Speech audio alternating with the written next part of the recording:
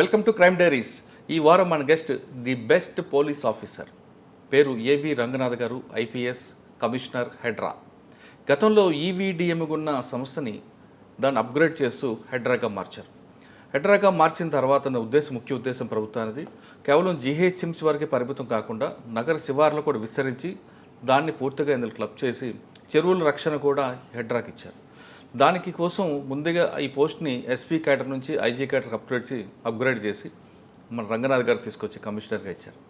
రంగనాథ్ గారిని అడిగి ఈ పోస్ట్లో వచ్చిన తర్వాత ఈ సంస్థని ఈవీఎం నుంచి దానికి జీహెచ్ఎంసీ నుంచి హెడ్రాగా మార్చడానికి ఉద్దేశం ఏంటి, దాంట్లో ఎలాంటి పరిధులు వస్తున్నాయి, సిటీ సరౌండింగ్లోని చెరువుల రక్షణకి పాటు భూముల రక్షణకి వాళ్ళ సంస్థ ఎటువంటి జాగ్రత్త తీసుకున్న విషయాన్ని సార్ అంటే తెలుసుకున్నాం. సార్ నమస్తే అండి. కంగ్రాచులేషన్స్ అండి. Thank you sir. 2016 అనుకుంటా మీ ఎంట్రీ ఫస్ట్ మీ ఇంట్లో చేశారు.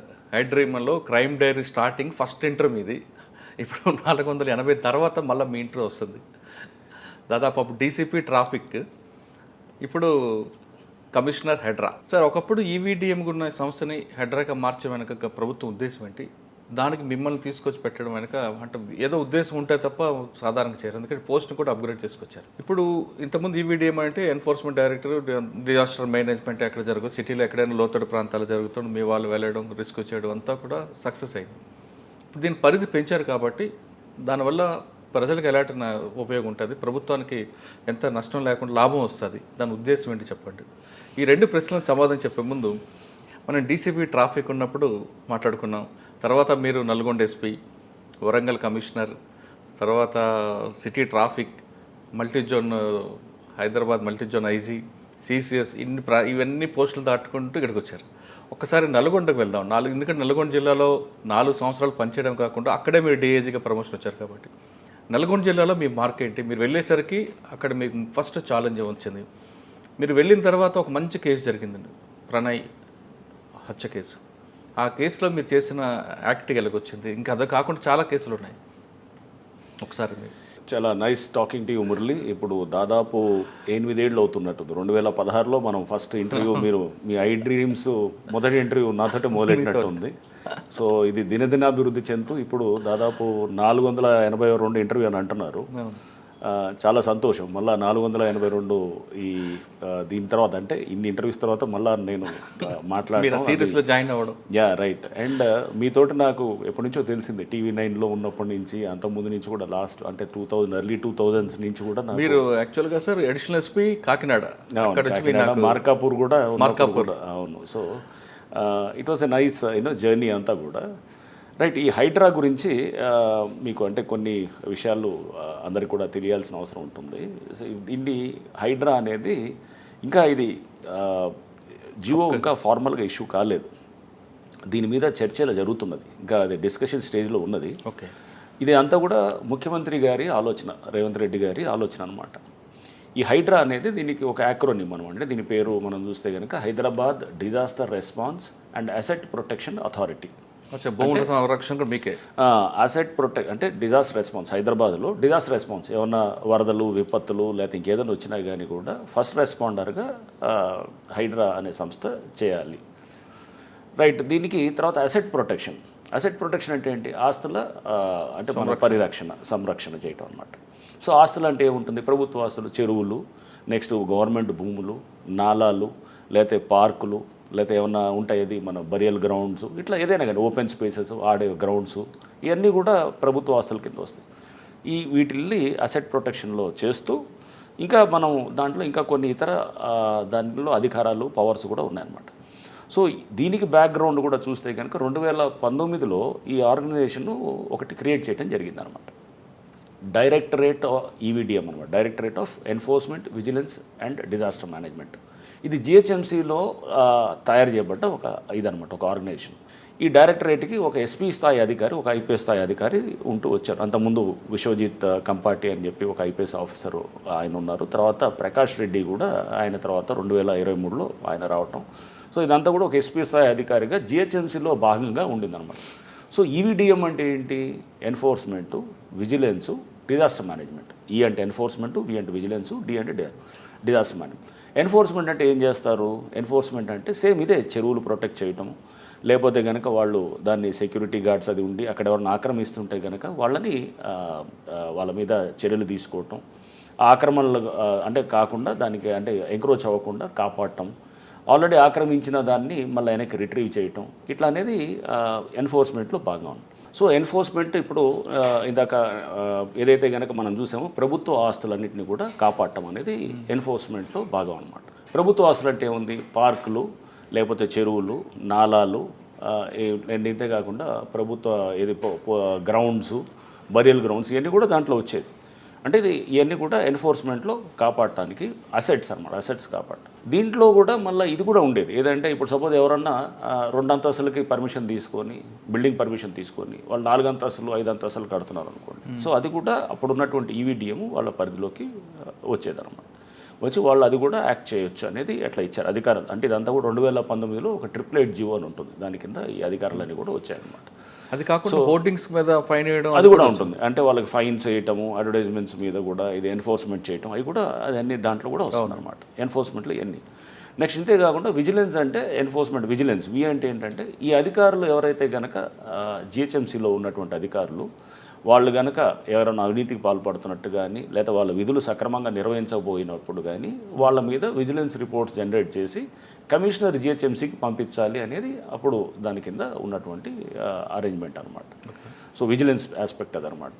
లేదా ఎవరైనా కానీ నెగ్లిజెంట్గా సపోజ్ ఒక బిల్డింగ్ పర్మిషన్ ఇచ్చారు, ఇచ్చిన తర్వాత దాని మీద 2-3 అంతస్తులు కట్టారు, సో దానికి అడిషనల్గా కట్టారు, పర్మిషన్ లేకుండా కట్టారు, సో వాళ్ళ మీద కూడా చర్యలు తీసుకోవడానికి అట్లా ఉంది. నెక్స్ట్ డిజాస్టర్ మేనేజ్మెంట్ అంటే మీకు తెలుసు, మామూలుగా వర్షాలు వచ్చినప్పుడు ఎక్కడన్నా రోడ్ల మీద వాటర్ నిలిచినా కానీ కూడా వీళ్ళు ఇమీడియట్గా ఫస్ట్ రెస్పాండర్ కింద వెళ్ళి ఈ టీమ్స్ ఉంటాయి, డిఆర్ఎఫ్ టీమ్స్ ఉంటాయి, ఈ టీమ్స్ అంతా కూడా డిజాస్టర్ రెస్పాన్స్ ఫోర్స్ అని ఉంటుంది. ఈ టీమ్స్ కూడా వెళ్ళి ఇమీడియట్గా అక్కడ క్లియర్ చేయటం, వాటర్ని అంతా కూడా లాగింగ్ అంతా క్లియర్ చేసేదానికి ఈ డిఆర్ఎఫ్ టీమ్స్ ఉంటాయి అన్నమాట. ఇంతేకాకుండా ఏమైనా వరదలు వచ్చినప్పుడు లేకపోతే ఏమైనా ఫైర్ యాక్సిడెంట్స్ అయినప్పుడు, బిల్డింగ్ కొలాప్స్ అయినప్పుడు కూడా ఈ డిఆర్ఎఫ్ టీమ్స్ యాక్ట్ చేస్తాయి. బట్ మెయిన్గా యాక్ట్ చేసేది ఇప్పుడు వరదలు వచ్చినప్పుడు కానీ లేకపోతే ఏమైనా ఫైర్ యాక్సిడెంట్ అయినప్పుడు మళ్ళీ ఫైర్ డిపార్ట్మెంట్ ఉంటుందన్నమాట. అది state disaster response and fire services authority అదో ఉంటుందన్నమాట, అదో డిపార్ట్మెంట్ ఉంది. ఆ డిపార్ట్మెంట్ వాళ్ళ ఇది ఉంటుంది. ఇప్పుడు వీళ్ళు కూడా అసిస్ట్ చేస్తారు అనమాట దాంట్లో. అంటే మేజర్ విపత్తులు అయితే వాళ్ళు చూస్తారు, బట్ చిన్న వర్షాలు ఇట్లాంటి ఏమన్నా ఇది వచ్చి రోడ్లు ఇది అనేది ఇది చూస్తుంటారు. సో ఈ ఈవీడిఎం అనేది ఇది జిహెచ్ఎంసీ పరిధిలో ఉండింది. దీని అధికారాలు కూడా ఎక్కడ దాకా ఉండేది, ఓన్లీ జిహెచ్ఎంసీ వరకే ఉండేదన్నమాట.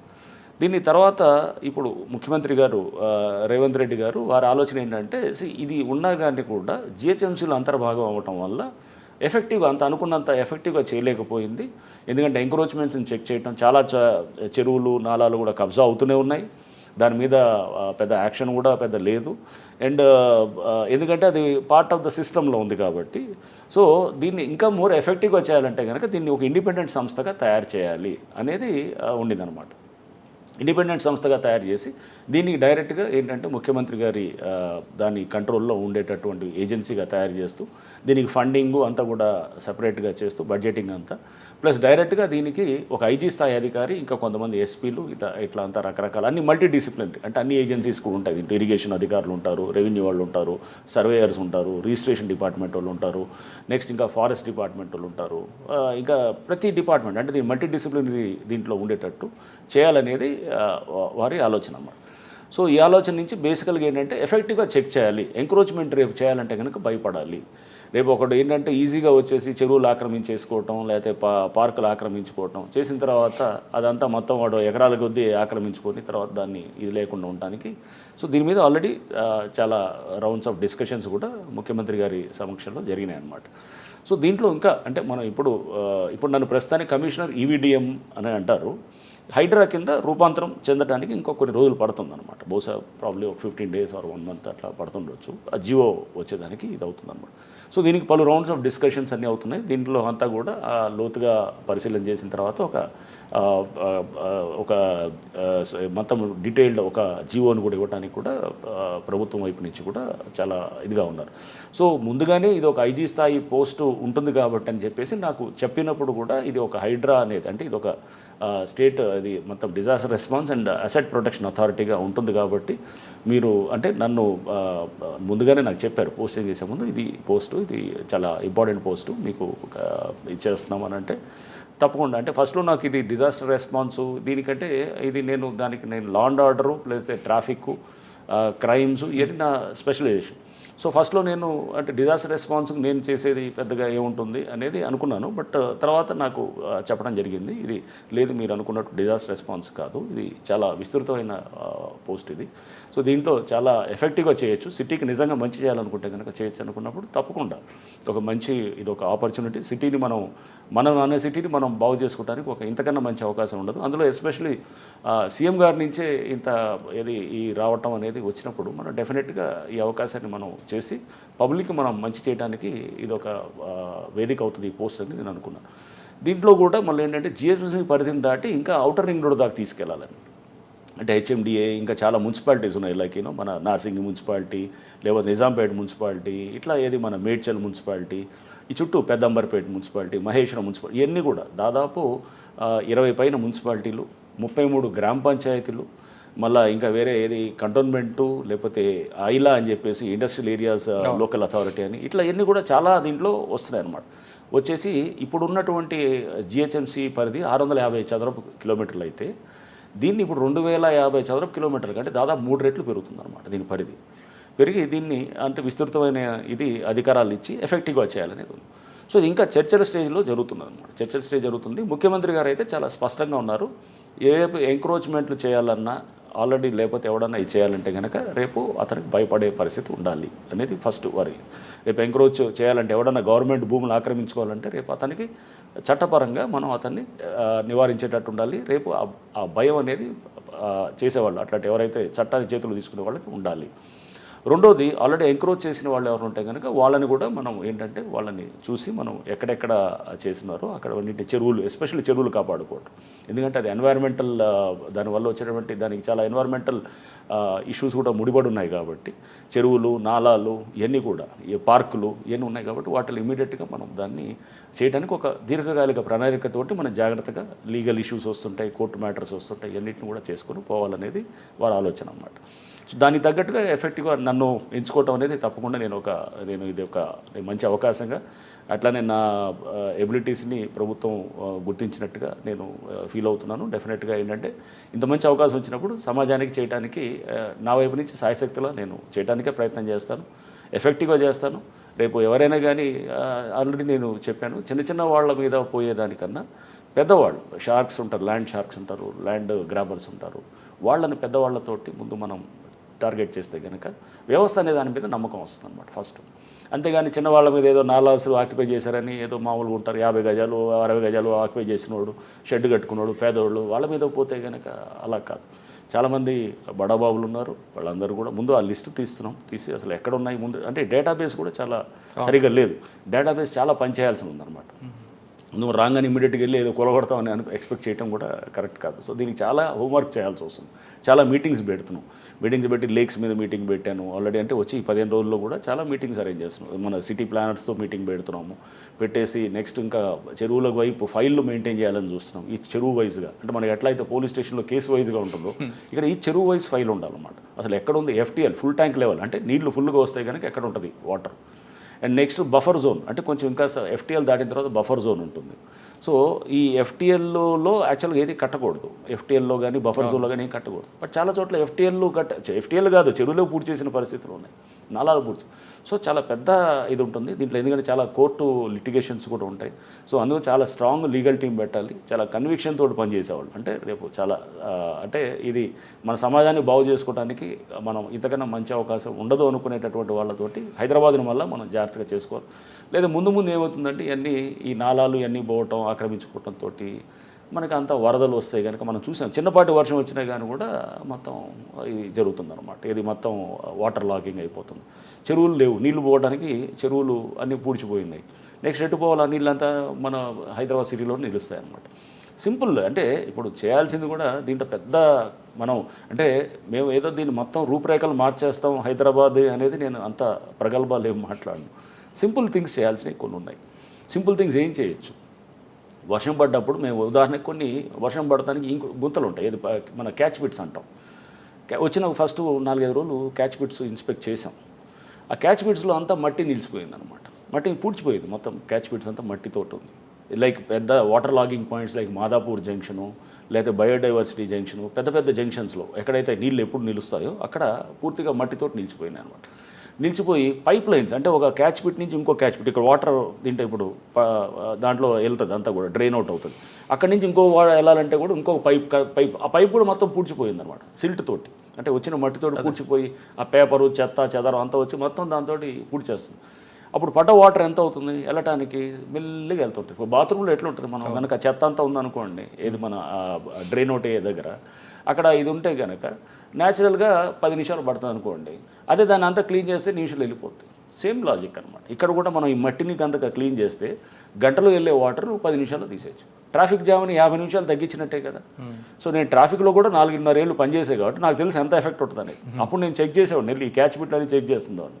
చెక్ చేసి అప్పుడు క్వశ్చన్ చేసేవాళ్ళు ఇలా మున్సిపాలిటీస్ వాళ్ళని అప్పుడు అనేది. సో అంటే దీన్ని చిన్న చిన్న మనం పెద్ద పైప్ లైన్లు మార్చేసి నాలాలంతా మనం పెద్ద వైడైన్ చేసేసి పెద్ద పెద్ద చేసేదానికన్నా ముందు మన చేతిలో ఉన్న చిన్న చిన్న వాటిని కరెక్ట్ చేస్తే కనుక పని చేయించాలి. అక్కడ ఫస్ట్ అక్కడ ఉన్నటువంటి సిల్ట్ తీసే వాళ్ళతో పని చేయించాలి. అక్కడ ఇచ్చినటువంటి కాంట్రాక్టర్స్ ఎవరైతే ఉన్నారో వాళ్ళు పని చేయాలి. వాళ్ళు టెండర్ డాక్యుమెంట్స్ కూడా చూసినప్పుడు వాళ్ళు క్లియర్గా సిల్ట్ తీయాలని ఉంది. మరి ఎందుకు తీయట్లేదు అంటే పని చేయించలేదు. వాళ్ళతో పని చేయిస్తే కనుక ముందు సగం ప్రాబ్లమ్ సాల్వ్ అవుతాయి అన్నమాట. సో ఈ చిన్న చిన్న వాటిల్ని ముందు మనం చేస్తూ బాధ్యత పెంచాలన్నమాట. సో ముఖ్యమంత్రి గారి ఆలోచన కూడా ఏంటంటే అకౌంటబిలిటీ మనం ఫిక్స్ చేసేటట్టు చేయాలని. డెఫినెట్గా ఇప్పుడు సపోజ్ ఒక ఎంక్రోచ్మెంట్ వచ్చిందనుకోండి, అక్కడున్న అధికారి ఏం చేస్తున్నాడు, అతను ఎందుకు బాధ్యత చేయకూడదు? న్యాచురల్ రేపు అతను బాధ్యత అవుతాడు. అతను ఆ ఏరియాలో ఉన్న అతను ఎంక్రోచ్మెంట్ కట్టి ఒక ఓసీ తీసుకొస్తారు, 2 అంతస్తులు కట్టి 5 అంతస్తులు కడతాడు దాన్ని, మరి అతను బాధ్యతే కదా.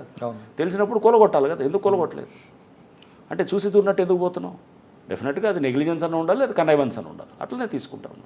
సో ఇవన్నీ కూడా అంటే విజిలెన్స్ యాంగిల్లో కూడా పవర్స్ ఇవ్వాలనేది కూడా ఉంది. ఆల్రెడీ ఉన్నాయి, ఈవీడిఎంలో ఆ పవర్స్ ఉన్నాయి. దాన్ని ఇంకా స్ట్రాంగ్గా ఇవ్వాలనేది సీఎం గారి ఆలోచన. ఇంకా ఏంటంటే బహుశా ఒక పోలీస్ స్టేషన్ కూడా క్రియేట్ చేయాలనేది మొత్తం దీని అన్నిటికీ ఇది నిన్న చర్చించినప్పుడు కూడా అంటే ఇదంతా చర్చ స్టేజ్లో ఉన్నాయి. సో బహుశా త్వరలో కార్యరూపం చేస్తుంది. బట్ ముఖ్యమంత్రి గారు అయితే చాలా స్పష్టంగా ఉన్నారు, మనం కమ్ వాట్ మే దీన్ని మనం చెక్ చేయాలి. ఈ గ్రాబింగ్లు, ఈ ఎంక్రోచ్మెంట్స్ ఇదంతా చెక్ చేయకపోతే హైదరాబాద్ ముందు కూడా మనం చూసాం, మనం బాంబే వర్షాలు వస్తే ఎట్లా అయింది, బెంగళూరు వస్తే ఎట్లా అయింది, ఇదంతా ఆ పరిస్థితి వచ్చేసి రేపు మొత్తానికి ఇక్కడ వ్యవస్థలన్నీ మొత్తం ఇదైపోయి సిటీ అంతా అతలాకుతలం అయిపోయి ఆ పరిస్థితి రాకూడదు. ఎందుకంటే ఇప్పుడు మనం ఇంకా ఆల్ ద మోర్ ఇప్పుడు అవసరం గ్రీన్ హౌస్ ఎఫెక్ట్ తోటి, గ్లోబల్ వార్మింగ్ తోటి, దీంతో వర్షాలు కూడా మనకి చాలా క్లైమాటిక్ ప్యాటర్న్స్ చాలా చేంజ్ అయిపోయి క్లైమాటిక్ ప్యాటర్న్స్ చేంజ్ అవడంతో ఇప్పుడు మన ఇంటెన్సిటీ ఆఫ్ ప్రెసిపిటేషన్ సడన్గా పెరిగిపోతుంది. ఇప్పుడు 10 సెంటీమీటర్స్ వస్తున్నాయి అన్నమాట. హైదరాబాద్ 2 సెంటీమీటర్స్ 3 సెంటీమీటర్స్ తీసుకోవడానికి ఉండేటటువంటిది ఇంతకుముందు మనకి ఏంటంటే ఒక స్లో అంటే మామూలు చాలా స్టడీ రెయిన్ఫాల్ ఉండేదానికి ఇప్పుడు ఇంటెన్సివ్ ప్రెసిపిటేషన్ అన్నమాట. సడన్గా ఒక గంటలో పడిపోద్దాం. పడ్డప్పుడు ఆల్ ద మోర్ చాలా మన దగ్గర ఈ సిస్టమ్స్ కొంచెం జాగ్రత్తగా ఉండాలన్నమాట. అంటే ఇది దీనికి సంబంధించి చెరువుల్లోకి నీళ్ళు వెళ్ళి నిలిచేటటువంటి పరిస్థితి ఉండాలి, నాలాసు తీయాలి. సో తీసేటప్పుడు ముందు మనము చాలా జాగ్రత్తగా ఒక స్ట్రాటజీ ప్రకారం చేయాలి. ఊరిని ఏదో తొందరపడి మనం ఏదో చేయటం అనేది కాకుండా చాలా ఒక స్పష్టమైన కార్యాచరణతో పోవాలి. సార్ మీరు జిహెచ్ఎంసీ వరకు ఓకే, ఇప్పుడు హెచ్ఎండిఏ కూడా క్లబ్ అవుతుంది. హెచ్ఎండిఏలో 1000 ఎకరాల భూములు ఇప్పుడు ఆల్రెడీ కబ్జా అయిపోయి చాలామంది చేతిలో ఉన్నాయి. కోట్లాది రూపాయల ప్రభుత్వ ధనం అంతా వాళ్ళ చేతిలో ఉంది. ఇక్కడ మీకు నాలా మీరు అన్నారు ఇందాక, నాలా కబ్జా చేసిన వాళ్ళు కాకుండా బడాబాబులను టార్గెట్ అన్నారు. ప్రభుత్వం కూడా మంచి ఆలోచన అది. ఇక్కడ మీకు అన్ని రాజకీయ పార్టీలు శత్రువులు అవుతారు, అధికారంలో ఉన్న వాళ్ళు అవుతారు, ప్రతిపక్షం అందరూ కూడా శత్రువులు అవుతారు.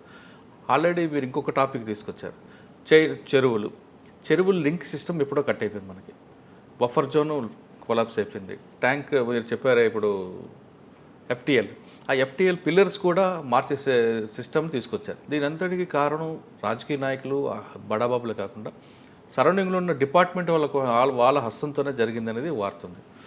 మీరు ఇంటర్నల్గా ఉన్న శత్రువులతో పాటు అవుట్ సైడ్ శత్రువుని ఎలా ఎదుర్కొంటారు? లేదా చాలా ఇది డెఫినెట్గా ఎక్కడైనా కానీ కూడా మనం కొన్ని వెస్టెడ్ ఇంట్రెస్ట్ని టేక్ ఆన్ చేస్తున్నప్పుడు ఎవరైనా ఇప్పుడు దీంట్లో మీరు అన్నట్టు 100%. ఎందుకంటే చాలామంది తోటి శత్రుత్వం వస్తుంది అనమాట. ఎందుకంటే చాలామంది వెస్టర్న్ ఇంట్రెస్ట్లు, చాలా పవర్ఫుల్ ఇంట్రెస్ట్లు ఉన్న వాళ్ళు ఉంటారు. పెద్ద రియల్ ఎస్టేట్ వీళ్ళు ఉంటారు, లేకపోతే పొలిటీషియన్స్ ఉండొచ్చు, లేకపోతే ఇంకెవరైనా అధికారులు ఉండొచ్చు, ఎవరైనా ఇంటర్నల్ డిపార్ట్మెంట్లు ఉంటారు, ఇంటర్నల్ కూడా ఉంటారు, అందరూ ఉంటారు. సో దీన్ని అన్నింటినీ అదే చెప్పేది, అన్నింటినీ మనం జాగ్రత్తగా అధిగమించాలి. అందుకోసం ఇప్పుడు బహుశా అంటే కొంచెం జాగ్రత్తగా మనం ప్లాన్డ్గా స్టెప్ బై స్టెప్ ప్లాన్ చేసుకుంటూ ఎఫెక్టివ్గా వచ్చేయాలి.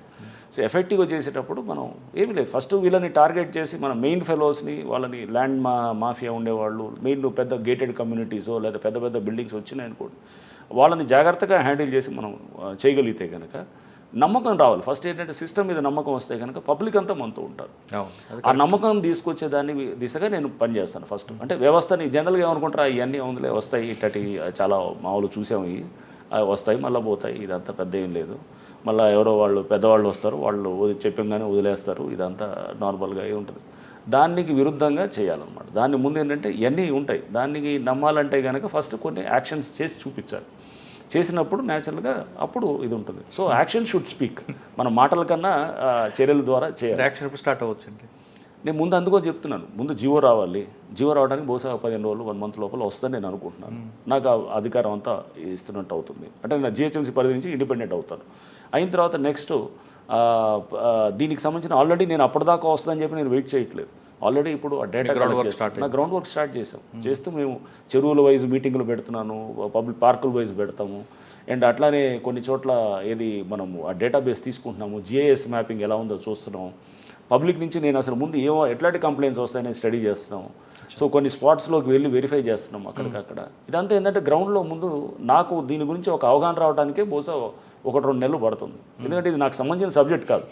నాకు సంబంధించిన లా అండ్ ఆర్డర్ అయితే నేను ఇమీడియట్గా నేను చెప్పగలను, లేదా క్రైమ్స్ అయితే నేను చెప్పగలను, ట్రాఫిక్ అయితే నేను చెప్పగలను. ఎందుకంటే అది డైరెక్ట్ నా సంబంధించిన సబ్జెక్ట్. అది ఇది కొత్త సబ్జెక్ట్ నాకు. ఇదంతా ల్యాండ్ ఇష్యూస్, లేకపోతే ల్యాండ్లో కూడా ఇది ఎంక్రోచ్మెంట్స్, అంటే ఇది కొత్త విషయం అనేం కాదు. వరంగల్లో కానీ ఇంకా ఇతర నల్గొండలో కానీ ప్రతి చోట కూడా ల్యాండ్ గ్రాబింగ్ అనే దాన్ని ఎఫెక్టివ్గా హ్యాండిల్ చేసాము. దీనికి ఆల్రెడీ మీద ఎస్ఓపి ఉంది కదండి ఒకటి. ఎస్ఓపి అది జనరల్ ఎస్ఓపి, అంటే అదేంటి ల్యాండ్ ఇష్యూ వచ్చినప్పుడు అది పోలీస్ పరంగా ఉండే ఎస్ఓపి. సో ఇప్పుడు కూడా దీనికి ఒక ఎస్ఓపి చాలా జాగ్రత్తగా తయారు చేయాలి. తయారు చేసేటప్పుడు ఇప్పుడు ఎట్లా ఉంటుంది, ఎగ్జాంపుల్ మీకు చెప్తాను. 10 మంది వెళ్తున్నారు హెల్మెట్ లేకుండా, ఒకడిని పట్టుకున్నావు అనుకోండి, పట్టుకుంటే అతను అంటాడు నువ్వు 10 మందిని ఎందుకు పట్టుకోవాలి, తక్కిన వాళ్ళు ఎందుకు వదిలేసావు అంటాడు. సింపుల్, నన్ను ఒక్కడిని ఎందుకు చేస్తున్నాడు అని. అంటే ఇప్పుడు ఎంక్రోచ్మెంట్స్ అనేది చాలా విస్తృతంగా ఉన్నాయి. దాదాపు మీరు 10లో చూస్తే కనుక 7-8 ఉంటాయి ఎంక్రోచ్మెంట్స్. వాళ్ళు ఏదో ముందు రేకులు వేయటం, లేకపోతే కాస్త సెట్ బ్యాక్ అనో, లేకపోతే కొంతమంది అదనంగా కట్టడము, లేకపోతే ఇట్లా రకరకాలుగా ఉన్నాయి. కంప్లైంట్ ఇచ్చినప్పుడు ఫస్ట్ దీంట్లో కూడా మేము రిక్వెస్ట్ చేసింది ప్రభుత్వాన్ని, లోకల్ అధికారులకే వాళ్ళకి బాధ్యత ఇవ్వాలి. అన్నింటిలో మేము వెళ్ళకూడదు. ఫస్ట్ వాళ్ళని బాధ్యత ఇచ్చి నెక్స్ట్ వాళ్ళు యాక్ట్ చేయకపోతే కనుక ఒక టైం ఫ్రేమ్ తర్వాత మేము యాక్ట్ చేయాలనేటటువంటి విధంగా కూడా మేము రిక్వెస్ట్ చేసాం అన్నమాట. ఓకే, అంటే అప్పుడు అంత ఎందుకు యాక్ట్ చేయలేదనే దాని మీద కూడా చాలా సుముఖంగా ముఖ్యమంత్రి గారు కూడా ఇది ఉన్నారు. ఎందుకంటే అది లోకల్ వాళ్ళకి, లోకల్ పవర్స్ వాళ్ళకి ఇస్తే ఫస్ట్, అంటే ఇది ప్రైవేట్ దాంట్లో. గవర్నమెంట్ దాంట్లో మేము డైరెక్ట్గా యాక్ట్ చేస్తాం. ఇప్పుడు చెరువులో కడుతున్నారు అనుకోండి, కడితే ఖచ్చితంగా ఇవ్వండి ఫస్ట్ రెస్పాన్స్. కానీ చెరువులు ఆల్రెడీ కట్టున్నాయి అనుకోండి. కట్టున్నారు, దానికి ఏం చేయాలి, ముందు మనం ఎఫ్టీఎల్ ఎక్కడ ఉందనేది నిర్ధారణ చేయాలి. అది ముందు మా భూమి అని మనం చూపించాలి కదా. ఎఫ్టీఎల్లో పట్టా భూములు కూడా ఉంటాయి, చాలా మందికి పట్టాలు ఉన్న వాళ్ళు ఉంటారు. ఎఫ్టీఎల్ లోపల ఉన్న వాళ్ళు అపార్ట్మెంట్స్ కట్టిస్తున్నారు, అపార్ట్మెంట్ కట్టింది. అదే నేనేది అక్కడ చూస్తూ కూడా దాన్ని కూడా మనం చాలా జాగ్రత్తగా మనం జడ్జ్ చేయాలి. ఎక్కడైతే గనక మనం అది ఆ చెరువు దాని అన్నింటిని కూడా, అంటే అందుకు ఎన్వైర్మెంటలిస్ట్తో కూడా డీటెయిల్ మీటింగ్ పెట్టుకొని నెక్స్ట్ అక్కడ ఉన్నటువంటి ఇప్పుడు మనం అన్ని ఆ ఏరియాలో ఉన్నటువంటి దాన్ని మనం ఒకసారి చాలా జాగ్రత్తగా అనలైజ్ చేసుకోండి. ఫ్యాక్టర్స్ అన్ని అపాయింట్మెంట్లు కట్టేస్తున్నాయి, లేకపోతే ఇది ఉన్నది అన్నప్పుడు దీన్ని పీనలైజ్ ఏమైనా చేయాలా, వాళ్ళకి ఎట్లా చేయాలి అని ఇంకా చాలా విస్తృతంగా, చాలా ఇప్పుడు నేను వచ్చి 15 రోజులు అవుతుంది. సో డీటెయిల్గా పోయి దాంట్లో వచ్చిన సమస్యలతోటి 10 మందితో డిస్కస్ చేసినప్పుడు అప్పుడు దానికి వచ్చేటటువంటిది. అట్లానే ప్రభుత్వంతో ముఖ్యమంత్రి గారితో కూడా డిస్కస్ చేసినప్పుడు వచ్చే సమస్యలు మనం సొల్యూషన్ చేసుకుంటూ పోవడం. అంతేగాని ప్రతి బిల్డింగు పెద్ద ఇది కొట్టే అలానే కూడా ఆల్టర్నేట్ చూస్తుంటారు. ఎలా చేయాలి, వాళ్ళకి ఆల్టర్నేట్ ల్యాండ్ ఇవ్వాలా, లేకపోతే ఎలా చేస్తారు, వాళ్ళు తెలిసి చేశారు, అప్పటికే ఎఫ్టీఎలకు తెలిసి జరిగిందా. బట్ చాలా క్లియర్గా ఉన్నాయి ఎన్వైరన్మెంటల్ ఇది మన దాని ఇష్యూస్లో కోర్ట్స్ కూడా చాలా స్పష్టంగా ఉన్నాయి. ఎక్కడైనా కానీ కూడా ఒకవేళ కట్టుంటే కనుక దాన్ని కూడా తీసేయాల్సిన అవసరం వస్తే తీసేయాల్సి వస్తుంది. అపార్ట్మెంట్స్ కట్టారు లేదా ఇంకేదో పెద్ద పెద్ద స్పేసెస్ కట్టారంటే ఖచ్చితంగా మనకి రేపు అది ఎఫ్టీఎల్లో వస్తుంది. ఆ చెరువును పూర్తిగా ఆక్రమించుకున్నాడు, అతనికి తెలిసి చేశాడంటే ఖచ్చితంగా రేపు అతను he has to face the music అంతే. అంతేగాని అది సార్ అపార్ట్మెంట్ పక్కన నాలాలు వస్తుంటాయి, నాలాలు కుంచించిపోయాయండి. నాలాలు కుంజింగిపోయి నాలాలు కప్పెట్టేసినారు పూర్తిగా. అసలు దాన్ని మొత్తం పూర్తి నాలాలు లేవు అసలు. నాలాల మీద అపార్ట్మెంట్లు కట్టినవి ఉన్నాయి, కొన్ని చోట్ల నాలాల మీద మల్టీ స్టోరీ బిల్డింగ్ వచ్చినాయి, చాలా ఉన్నాయి. సో అవన్నీ అదే అందుకని చెప్తున్నాం, అన్నీ చెక్ చేసి విత్ మన దగ్గర రేపు ఏంటంటే డేటా చాలా ఇంపార్టెంట్. రేపు అది తీసుకెళ్ళి వాడు ఆచరణగా అంత పెద్ద బిల్డర్లు ఏం చేస్తారు, ఫస్ట్ కోర్టుకు పరిగెత్తారు. కోర్టుకెళ్ళి అదో మేము చేసే హోంవర్క్ చాలా పగడబందీగా ఉండాలన్నమాట. రేపు కోర్టుని మేము ఫస్ట్ నమ్మించేటట్టు ఉండాలన్నమాట. ఇదిగో ఇది ఈ డేటా ఇది చూడండి, ఇతను ఇది ఇంతకుముందే ఇది ఎఫ్టీఎల్. సో కోర్ట్స్ కూడా అది ఎఫ్టీఎల్ అని మనం నిర్ధారణ చేస్తే కనుక వాళ్ళు కూడా ఎవరు కూడా స్టేలు అది ఇవ్వటం లేదు. ఎఫ్టీఎల్ లేకపోతే చెరువు అని చెప్పి మనం ప్రూవ్ చేసేది చాలా పక్కా డేటా ఉండాలి. అంతేగాని అప్పుడు డేటా ఒకటి ఇప్పుడు డేటా ఒకటి రకరకాల డేటాలు ఉన్నాయనుకోండి, అవన్నిట్లు ఉంటే కనుక అప్పుడు మళ్ళీ వాళ్ళకి అవతలవాడికి అతను అడ్వాంటేజ్గా వాడుకోవడానికి ఉంటుంది అనమాట.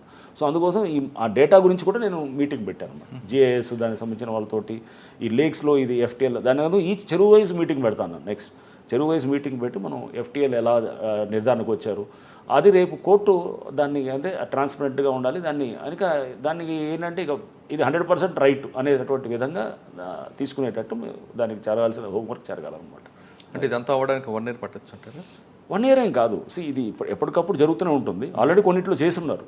చేసిన వాటిల్లో మనం ఆల్రెడీ యాక్ట్ చేయొచ్చు. కొన్ని దాదాపు నాకు తెలిసి ఒక 50-60 చెరువుల్లో ఆల్రెడీ ప్రాసెస్ జరిగిపోయింది. జరిగిపోయిన వాటిల్లో అక్కడ ఎందుకు యాక్ట్ చేయకూడదు అనేది ఉంటుంది అన్నమాట. దానికి కొన్ని ఉంటాయి. ఫస్ట్ ఏంటంటే ఒక సర్వే చేయించాలి. ఫస్ట్ ప్రాసెస్ చెరువు రాగానే సర్వే చేయించిన తర్వాత దానికి ఏది ఎఫ్టీఎల్ ఏది బఫర్ జోన్ అనేది క్లియర్గా ఐడెంటిఫై చేయాలి. ఆ తర్వాత ఒక ఫస్ట్ నోటిఫికేషన్ ఒకటి ఇస్తారు, ప్రిలిమినరీ నోటిఫికేషన్ ఇచ్చి పబ్లిక్కి ఇస్తారన్నమాట. ఈ చెరువులో ఇది బఫర్ జోన్ ఇదని చెప్పి దాని తర్వాత నెక్స్ట్ వాళ్ళ నుంచి ఏమైనా అబ్జెక్షన్స్ అయ్యి వస్తే కనుక దాన్నింటిని తీసుకొని నెక్స్ట్ ఫైనల్ నోటిఫికేషన్ ఇస్తారు. కొంతమంది ప్రీమియర్ నోటిఫికేషన్ ఇవ్వని కోర్టుకు వెళ్ళే వాళ్ళు ఉంటారు.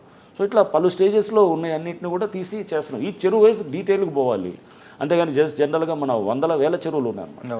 ఈ 1000 చెరువుల్లో మనం ఊరిన జనరల్గా దాంట్లో కూడా మళ్ళీ మనం ప్రయారిటీ తీసుకునేది ఇది వాటర్ చాలా ఇంపార్టెంట్ ఈ ఏరియాలో మనకి. ఎందుకంటే అది ఎన్వైరన్మెంటలిస్ట్తో కూడా మీటింగ్ పెట్టినప్పుడు ఈ చెరువు మనం మాయం ఉండటం వల్ల మనకి హైదరాబాద్కి రేపు చాలా ఇది అనేది వాళ్ళని కూడా డీటెయిల్గా తీసుకొని ఒక వల్నరబిలిటీ ఇండెక్స్ అనేది అంటే అది కూడా ఒకటి తయారు చేయాలనేది కూడా ఒక ఆలోచన ఉందన్నమాట. అంటే ఈ చెరువు మాయం అయితే కనుక దీనివల్ల వచ్చినటువంటి డేంజర్ సమాజానికి ఏంటనేది కూడా మనం అది కూడా ఒకటి పలు ఫ్యాక్టర్స్ ఇవన్నీ చేస్తున్నాయి. సిటీ సరౌండింగ్లో అంటే మనకు ఎక్కడైతే హైదరాబాద్ పరిధి ఉందో ఆ పరిధిలో ప్రభుత్వ భూములు ఇవి, ఇక్కడ చెరువులు ఉన్నాయి, వీటిపై కబ్జా చేసిన అమ్మినా కొన్నా నేరస్తులుగా భావిస్తారంటూ మీరు ఒక ఐడెంటిఫై చేసి ఒక ప్రకటన ఇస్తే అది మీకు బెనిఫిట్ ఏమవుతుంది? తప్పకుండా అవుతుంది. రేపు దీని మీద చట్టం కూడా రావడానికి ఉంటుంది. డిజాస్టర్ కొంతమంది తెలియక కొనుక్కుంటుంటారు. తెలియక కాదు, చాలా సందర్భాల్లో తెలియక కొన్నా తెలిసి కొన్నా కానీ కూడా బిల్డర్ అతను రెస్పాన్సిబుల్ అవుతాడు, పబ్లిక్ కూడా రేపు ఆ సర్వే నెంబర్లు రిజిస్టర్ కూడా తెలిసి ఇప్పుడు ignorance of law is no excuse అని అంటారు. తెలియక మాకు తెలియదు చట్టం ఇక్కడ ఎలా ఉందో తెలియదు లేకపోతే ఇక్కడ ఉన్నటువంటి ఫ్యాక్ట్స్ మాకు తెలియదు అని అంటే కనుక రేపు మేము అది ఎఫ్టీఎల్ అని చెప్పేసి దీంట్లో ఇంతకుముందు గతంలో అధికారులు కానీ అప్పుడు చాలా ఇప్పుడుతో కాదు, ఇది చాలా సంవత్సరాలుగా ఇది వస్తూ వచ్చింది సిస్టమ్. ఇప్పుడు కొత్తగా ఏదో ఈ లాస్ట్ ఏదో 2 ఏళ్ళలోనో లేకపోతే ఇంకా 10 ఏళ్ళు బట్ క్రమేపీ ఇది పెరుగుతూ వచ్చింది ఇదంతా. సో చాలా స్పీడ్గా ఈ మధ్య ఏంటంటే ఈ ఆక్రమణలు గురవడంతోనే ముఖ్యమంత్రి గారికి ఈ ఆలోచన వచ్చిందన్నమాట. అంటే ముందే ఒక ప్రకటన ఇస్తే బాగుంటుంది కదా అని. ఇక్కడ ప్రభుత్వ భూములు ఉన్నాయి, ఇక్కడ చెరువులు ఉన్నాయి, వీటిపై కబ్జా చేసినా అమ్మినా కొన్నా నేరం అని భావిస్తే తప్పకుండా అది మనం రేపు ఏం చేస్తాము, ఎక్కడెక్కడ చెరువులు ఉన్నాయి అందుకు నోటిఫికేషన్స్ అన్ని ఇచ్చారు చాలా చోట్ల. సర్వేలు చేయించి సర్వేలు చేయించి పేపర్ ప్రకటనలు కూడా ఇది అన్నీ కూడా ఇది ఉన్నాయని చెప్పేసి వాళ్ళు రేపు చేసినప్పుడు కోర్టుకి సబ్మిట్ చేస్తారు. కోర్టు కూడా వెళ్తారు న్యాచురల్గా. మనం వాళ్ళ లీగల్ హక్కును కాదని అనలేము కదా. ప్రకటించింది కాబట్టి వెళ్తే వాళ్ళు అంటారు సార్ అప్పుడే మీరే పర్మిషన్ ఇచ్చారు కదా, మరి మీరే పర్మిషన్ ఇచ్చి మీరు మళ్ళీ ఇప్పుడు కాదంటే ఎలా ఇలా అంటారు రకరకాల. సో అంటే ఇష్యూస్ వస్తాయి. మీరే పర్మిషన్ ఇచ్చారు, అప్పుడు బిల్డింగ్ ప్లాన్ అప్రూవ్ చేశారు, మళ్ళీ ఇప్పుడే వచ్చి మీరే కాదంటున్నారు, ఎలా అవుతుంది ఇది అన్నట్టు. సో అప్పుడు పర్మిషన్ ఇచ్చిన సిస్టమ్ని అప్పుడు వాళ్ళు కూడా బాధ్యులు అవుతారు. ఈ మధ్యకాలంలో అయితే కనుక ఎప్పుడో సరే 30-40 ఏళ్ల క్రితం ఎప్పుడైనా అయితే కనుక అది చెప్పలేం కానీ బట్ తప్పకుండా అన్నింటినీ కూడా పరిగణలో తీసుకుంటాం. పర్మిషన్ ఎలా ఇచ్చారు, అంతకుముందు ఎఫ్టీఎల్ అని తెలిసి ఎలా ఇస్తున్నారు, అవన్నీ కూడా రేపు వాళ్ళు ప్రాసిక్యూట్ చేస్తారు. ఇందులోనే మీకు ఇన్వాల్వ్మెంట్ అయిన ఇంకో డిపార్ట్మెంట్ ఉంటుంది, సబ్ రిజిస్టర్ డిపార్ట్మెంట్. సబ్ రిజిస్ట్రార్లకు ఉన్న రైట్స్ ప్రకారం అక్కడ ఉన్న ల్యాండ్ అనేది వెరిఫై చేయకుండా రిజిస్ట్రేషన్ చేయడం అనేది వాళ్ళకున్న రైట్స్. ఈవెన్ చార్మినార్ అమ్మడానికి వచ్చినా సరే వాళ్ళు రిజిస్ట్రేషన్ చేస్తారు, వెరిఫై చేయరు. వాళ్ళకున్న నామ్స్లో వాళ్ళకు ఉన్నాయి. అది కూడా మాడిఫికేషన్ చేస్తే ఒక ప్లస్ అయ్యే అవకాశం ఉంటుంది కదా. తప్పకుండా మురళి, ఇది చాలా పెద్ద సబ్జెక్టు. ఇది చాలా ఏంటంటే దీంట్లో మనం వెళ్ళే కొద్దీ ఇంకా మేము నేర్చుకుంటాము. తప్పకుండా ప్రభుత్వానికి కూడా పలు రిపోర్ట్స్ ద్వారా చట్టాలు మాడిఫికేషన్ చేయాలంటే కూడా చేస్తాము. ఏజెన్సీస్ టైటన్ అప్ చేయాలంటే కూడా చేయాలి. అండ్ సబ్ రిజిస్టర్ మీరు అన్నట్టు ఏంటంటే వాళ్ళే కాదు, ఇప్పుడు అక్కడ బిల్డింగ్ పర్మిషన్ ఇచ్చేటప్పుడు ఒకవేళ అది చెరువు ఉందని తెలిసిన తర్వాత కూడా దాన్ని పుడుస్తుంటే కనుక ఎందుకు దాన్ని సైలెంట్గా ఉన్నాం, అలా కాదు కదా. అక్కడ అధికారులు అప్పుడు ఏం చేస్తున్నారు. అండ్ ఇప్పుడు కొంతమంది స్వార్థం వల్ల ఏమైందంటే అందరికీ ఇప్పుడు ముప్పు వచ్చే పరిస్థితి వచ్చింది అన్నమాట. సో ఇది ఉండొచ్చు, కొన్ని 100 మంది ఉంటారు, కొన్ని 1000 మంది ఉంటారు సిటీలో. ఆ వాళ్ళ మీరు అన్నారు శత్రువులు తయారు చేసుకుంటామని అన్నారు కదా, ఈ వేల మంది కొంతమంది ఉండొచ్చు, పవర్ఫుల్ ఫెలోస్ ఉండొచ్చు, బట్ లక్షలాది మంది దీంట్లో ఉన్నటువంటి కోటి పైన ఉన్నటువంటి హైదరాబాద్ అందరూ కూడా బెనిఫిట్ అవుతారు. వాళ్ళ కోసం వీళ్ళు మనం తప్పకుండా ఇట్స్ ఆల్ అది మనకి మన బెంథమ్స్ యూటిలిటేరియన్ ప్రిన్సిపల్ ఉంటుంది. ఓకే, సో అది maximum good for maximum number of people అనమాట. సో అంటే ఎక్కువ మందికి ఎక్కువ మంచి చేసేది అనమాట, అది చేయటం. కొంతమంది దాంట్లో డ్యామేజ్ అవుతాయి అనమాట, మనకి కొంతమంది మనకి ఇంట్రెస్ట్లు దెబ్బతింటాయి.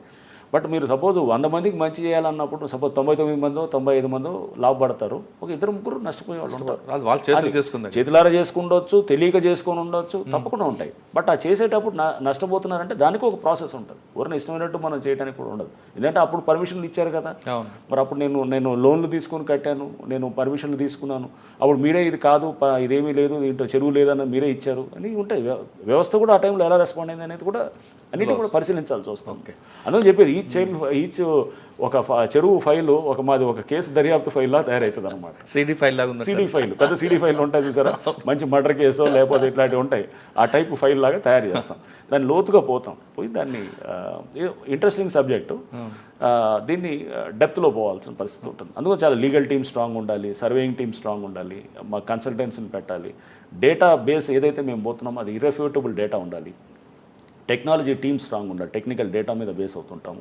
ఇవన్నీ అంటే ఎన్నింటినీ కలిపి చేస్తుంటాం అనమాట. ఇరిగేషన్ దీంట్లో పాటు ఒక లీగల్ సిస్టమ్ సెపరేట్ పెట్టుకుంటే మీరే ఎఫ్ఐఆర్ ఇష్యూ చేసి మీరే కేసులు. అదే కదా ఇప్పుడు నేను చెప్తుంది, పోలీస్ స్టేషన్ కూడా ఇప్పుడు ఏమవుతుంది, సపోజ్ చెరువు ఎవరో ఆక్రమించుకుంటున్నాడు, ఆక్రమించినప్పుడు అతను 4 ఎకరాలకు మొత్తం గ్రావెల్ తోటి ఇచ్చేస్తాడు, దాన్ని కవర్ చేసేస్తాడు, మొత్తం ఏదో గ్రావెల్ తెచ్చి అడ్డింగ్ తీసుకొని డంప్ చేస్తాడు. మనం చేసే లోపల అది మళ్ళీ గ్రావెల్ని తీసేయాలంటే కనుక అది పెద్ద ఖర్చు అయినప్పుడు దాంతో వాడు ఏం చేస్తాడు, అది చేసి మెల్లిగా ఎప్పుడో టైం చూసుకొని దాంట్లో మళ్ళీ దాంట్లో కట్టేయటం ఏదో చేసుకుంటున్నారు అనమాట. చేసి దాని పర్మిషన్ తెచ్చుకొని రెగ్యులరైజ్ చేసుకొని ఒక కోర్టు ఆర్డర్ తెచ్చుకుంటాడు. దీనికి అందుకోసమే మేము ముఖ్యమంత్రి గారిని కూడా వారిని రిక్వెస్ట్ చేసింది కూడా ఏంటంటే, సార్ మనకు పోలీస్ స్టేషన్ లాంటిది కూడా ఉంటే కనుక చట్టాలు కూడా స్ట్రాంగ్గా తయారయ్యేటట్టు. సో వారు దానికి కూడా సుముఖంగా ఉన్నారు. లీగల్ టీమ్ సెపరేట్, లీగల్ అంటే ఒక పోలీస్ స్టేషన్, ఇప్పుడు మేము ఎవరికో అక్కడ చెప్పేసి పలానా పోలీస్ స్టేషన్, పలానా ఈ పోలీస్ స్టేషన్ ఆ పోలీస్ స్టేషన్ అని చెప్తే కనుక అక్కడ వాళ్ళకున్న రూటీన్ పనులలో లేకపోతే అక్కడ ఉన్నటువంటి లోకల్ ఇన్ఫ్లుయెన్సెస్లో వాళ్ళు స్ట్రాంగ్గా చేయవు. ఇది ఒక specialized agency like cyber crimes, narcotics బ్యూరోలో కూడా ఉన్నటువంటి పోలీస్ స్టేషన్ లాగా సైబర్ క్రైమ్స్ పోలీస్ స్టేషన్ ఉన్నట్టుగా డిపార్ట్మెంట్ ఉంది కదా, అట్లా ఇది ఒక సెపరేట్ పోలీస్ స్టేషన్గా తయారు చేసి ఎవడన్నా సపోజ్ ఇట్లానే చేస్తున్నారు అనుకోండి, ఎవరైనా ఆక్రమిస్తున్నారు అనుకోండి, ఆక్రమిస్తుంటే ఇమీడియట్గా ఆ జేసీబీలు మెషినరీ తీసుకొచ్చి సీజ్ చేసి కోర్టుకు పెడతాం, కేసులో రేపు అరెస్ట్ చేసి జైలుకి పంపిస్తాం. వాడు ఒకవేళ వస్తే కనుక అతను ఆక్రమించాడు అనుకోండి, జైలుకి పంపిస్తాం. అది తీయాల్సిన బాధ్యత కూడా అతను తీయకపోతే కనుక దాని మీద కూడా చట్టపరంగా అతని మీద యాక్షన్ తీసుకున్నట్టు చేస్తాం. నింపిన దాన్ని కూడా ఖాళీ చేయకపోతే కనుక అతని ఆస్తులు సీజ్ చేయడమా లేదా ఎట్లా ఎందుకు చేయకూడదని కూడా చేస్తాం.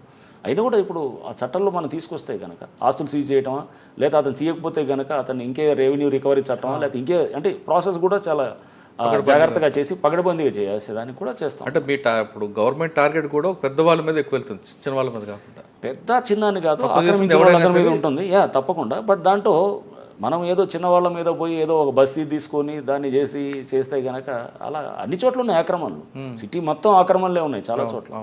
సో దాన్ని మనం ఎక్కడ మొదలెట్టాలనుకున్నప్పుడు నేను అంటే అనుకునేది ఏంటంటే మంచి ఎవరైతే ఈ వ్యవస్థని ఇది మనకేం కాదులే అనుకునే వాళ్ళు ఉంటారో అక్కడి నుంచి చేస్తే నమ్మకం కలగాలని, ఫస్ట్ సిస్టమ్ మీద నమ్మకం, పెద్దది కొట్టాలని నేను అన్ను. అక్కడ ముందు ఎప్పుడైనా కానీ కూడా ఫస్ట్ జనరల్గా ఏంటంటే చిన్న వాళ్ళ మీద పోతే కనుక అది అందరూ చేస్తారు, రేపు ఆ సిస్టమ్ అది నిలబడద్దా అనేది కూడా. ఎందుకంటే అక్కడ వాళ్ళు అతనికి ఇప్పుడు రోటీ కపడా వారు మొక్కను అతని షెల్టర్ అతనికి లైఫ్ అండ్ డెత్. డబ్బు ఉన్నవాడికి అది ఇట్స్ వన్ ఆఫ్ ద హౌసెస్లో అతనికి గెస్ట్ హౌస్ ఉండొచ్చు లేకపోతే అది ఇంకేదైనా ఉండొచ్చు, అతనికి 10 ఇల్లులు ఉండొచ్చు. అతనికి ఉన్నటువంటి ఇంటి వాల్యూ అనేది ఒక్కొక్కడికి ఒక్కొక్కలాగా ఉంటుంది. సో అట్లా కూడా చూడాలన్నమాట మనం. అంటే దాని మీద జీవనం ఉన్న వాళ్ళకి ఎగ్జాక్ట్లీ ఒక పేద అతనికో లేకపోతే ఒక లోవర్ మిడిల్ క్లాస్ అతనికి ఇల్లు అనేది అతని లైఫ్ టైం సేవింగ్ అన్నమాట. బట్ అదే ఒక పెద్ద అతను ఉన్నాడు అనుకోండి, అతనికి ఇట్స్ లైక్ అతను ఒక గెస్ట్ హౌస్ ఉండొచ్చు లేకపోతే ఇంకేదైనా ఫామ్ హౌస్ ఉండొచ్చు లేదా ఏదైనా ఉండొచ్చు. సో అందుకోసం మనం అవన్నీ కూడా అంటే ఈ సామాజిక అంశాలను కూడా చూస్తాం డెఫినెట్గా. ఇట్స్ నాట్ దట్ జస్ట్ ఏదో మనం ఇట్లా ఎన్నింటినీ చూసి తప్పకుండా చేస్తాం. ఒక ఐజీ స్థాయి అంటే అనుభవం ఉన్న అధికారం ఉంటాడు, ఏదో త్వరగా ఏదో చేస్తున్నాడు అండ్ దాని మీద ఎందుకంటే బాధ్యత నా మీద పెట్టినప్పుడు తప్పకుండా దానికి బాధ్యత తగ్గట్టుగా నేను పనిచేయాల్సిన అవసరం కూడా ఉంటుంది. అంటే రాబోయే కాలంలో హెడ్రా అనేది చాలా పవర్ఫుల్ డెఫినెట్గా అవుతుంది. పవర్ఫుల్ అంటే మనం దీన్ని కరెక్ట్గా ఉద్యోగం చేస్తే కనుక డెఫినెట్గా పవర్ఫుల్ అవుతుంది అనమాట. అది చేసి చూపిస్తాం కూడా, చేసి చూపిస్తాం. ఈ ఉద్యోగం చేసే క్రమంలో డెఫినెట్గా చాలా ఒత్తిళ్ళు వస్తాయి, చాలా ఇన్ఫ్లుయెన్సెస్ వస్తాయి. అన్నిటిని కూడా మనం అధిగమించి టైట్గా పనిచేస్తే కనుక ఇంతకన్నా మనం సొసైటీకి చేయడానికి హైదరాబాద్కి మంచి అవకాశం ఉండదు. హైదరాబాద్గా ఒక హైదరాబాదీగా, ఎస్ ఆఫ్ కోర్స్, ఒక హైదరాబాదీగా అండ్ అట్లానే ఒక సివిల్ సర్వెంట్గా ఇంత మంచి అవకాశం ఒక ప్రభుత్వం నుంచి, అందులో ముఖ్యమంత్రి గారు ప్రత్యేకంగా ఇస్తున్నప్పుడు నేను పూర్తిగా దీన్ని వాడి పబ్లిక్ గుడ్ కోసం చేయడానికి చేస్తాను అనమాట. సార్ ఒకసారి మనం వెనక్కి వెళ్దాం. యా, నల్గొండ జిల్లా ఎస్పీ 4 సంవత్సరాలు, అక్కడే డిఐజీ. అక్కడ వెళ్ళిన తర్వాత మీకు మెయిన్ ఛాలెంజ్ ఏమొచ్చింది? నల్గొండ జిల్లా 2018లో నేను అక్కడికి వెళ్ళాను.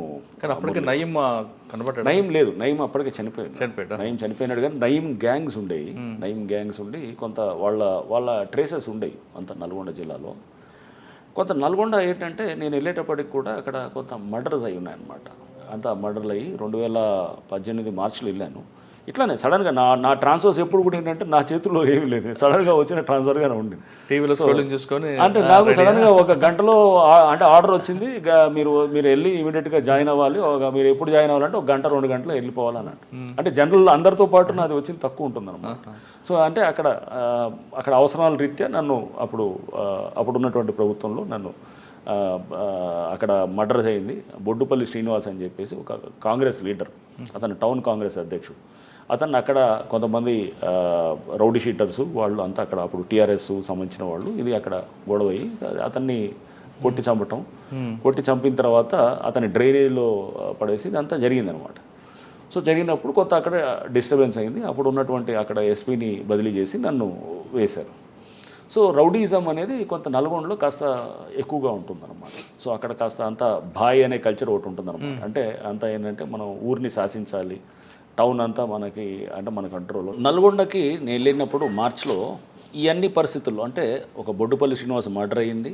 తర్వాత దాంతోపాటు అతను టౌన్ కాంగ్రెస్ అధ్యక్షుడు. అప్పుడు ఉన్నటువంటి అంటే ఇప్పుడు మన కోమటిరెడ్డి వెంకటరెడ్డి గారి చాలా క్లోజ్ ఫాలోవర్ కూడా అనమాట అతను. సో కోమటిరెడ్డి వెంకటరెడ్డి గారి క్లోజ్ ఫాలోవరు. సో అప్పుడు దీంట్లో జరిగినటువంటిది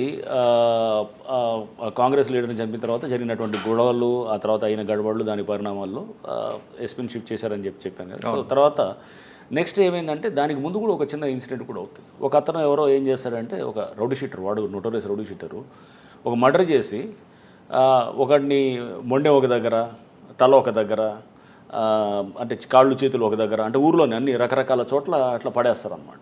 పడేసి అంటే వీడు చేశానని అంటే అది ఎందుకు చేస్తారంటే అంత క్రూరంగా చేసి దాని ద్వారా వచ్చేటటువంటి ఆ పేరు అంటే ఆ భాయ్ అనేది మీకు అదే చెప్తున్నాను. అంటే వాడు అంత క్రూరంగా అంత ఏంటంటే అంత గాస్లీ ఇన్సిడెంట్లో అతను ఇన్వాల్వ్ అయినాడు అనుకోండి, వాడు చూసి భయపడతారు అందరు. ఆ భయాన్ని ఎన్కాష్ చేసుకోవచ్చు. ఎక్కడ ఎన్కాష్ చేస్తారు వీళ్ళందరూ? ల్యాండ్ ఇష్యూస్లో ఎన్కాష్. ఎక్కడ ల్యాండ్ అక్కడికి వచ్చిన పేరు నల్గొండలో కాకుండా ఈవెన్ హైదరాబాదు, ఎల్బీ నగరు, ఈ అన్ని చాలా చోట్ల కూడా వీళ్ళందరూ కూడా ఈ టైప్ ఆఫ్ దాంట్లో వీళ్ళ ల్యాండ్ ఇష్యూస్లోకి వెళ్ళటాలు, సెటిల్మెంట్లు, దందాలు చేయటాలు ఇవన్నీ ఉంటుందన్నమాట వీళ్ళకి. సో వీళ్ళది ఈ టైప్ ఆఫ్ కల్చర్ నల్గొండలో కొంత అంతా కూడా కొంత ఈ అగ్రెసివ్గా ఉండేటటువంటి కల్చర్. సో దీన్ని హ్యాండిల్ చేయడానికి అక్కడ కొంత టైట్గా పోవాల్సి వచ్చింది. డెఫినెట్గా గట్టిగా యాక్ట్ చేసాం. ఎవరు సార్ అబ్బాయి? ఎవరు బాగా చాలామంది ఉంటారు, అంటే ఒకళ్ళని కాదు, ఒకళ్ళిద్దరు ఆడ మళ్ళీ 2 గ్రూపులు ఉంటాయి, కొట్లాడుకుంటూ ఉంటారు. సో కొట్లాడుకుంటూ వాళ్ళు ఏంటంటే ఆధిపత్యం కోసం టౌన్ నల్గొండ నుంచి ఎలిమినేర్ వరకు వాళ్ళ ఆధిపత్యం అంటే ఆధిపత్యం అంటే వాళ్ళు ఏం చేస్తారు, ఇక్కడ ఆధిపత్యం తీసుకొని హైర్డ్ కిల్లింగ్స్లో ఉంటారు. హైర్డ్ కిల్లింగ్ ఉండి కిరాయికి హత్యలు చేస్తారు. చేసి నెక్స్ట్ అంటే కొంచెం ఆ కల్చర్ ఎక్కువ ఉన్నదన్నమాట అక్కడ చేస్తూ అది మరి ఆ కల్చర్ ఫస్ట్ నుంచి కూడా అక్కడ అట్లా నయీం కూడా అట్లానే వచ్చిన ఇది. నయీం ట్రేసెస్ వాళ్ళ ఫాలోవర్స్ కొంతమంది ఉంటారు, వాళ్ళకి సంబంధించిన వాళ్ళు ఉంటారు. సో ఇట్లా ల్యాండ్స్లోకి వెళ్ళి కబ్జాలు చేయటాలు ఇదంతా ఉండేదన్నమాట. అక్కడి నుంచి హైదరాబాద్ మీద కూడా ఇంపాక్ట్ చూపించాం. సో వీళ్ళని కొంచెం టైట్గా హ్యాండిల్ చేయాల్సి వచ్చేది. ఎందుకంటే వీళ్ళని మామూలుగా ఏదో మనం కేసు పెడితే బెయిల్ ఇస్తేనో లేకపోతే ఏది మనం మామూలుగా ఒక అరెస్ట్ చేసి వాడికి ఒక 4-5 రోజులు పెడితే కనుక వాళ్ళు ఉండరు. సో వీళ్ళకి భయం అనేది చూపించాలన్నమాట. సో ఖచ్చితంగా అక్కడ పోలీస్ భయం ఉండాలి.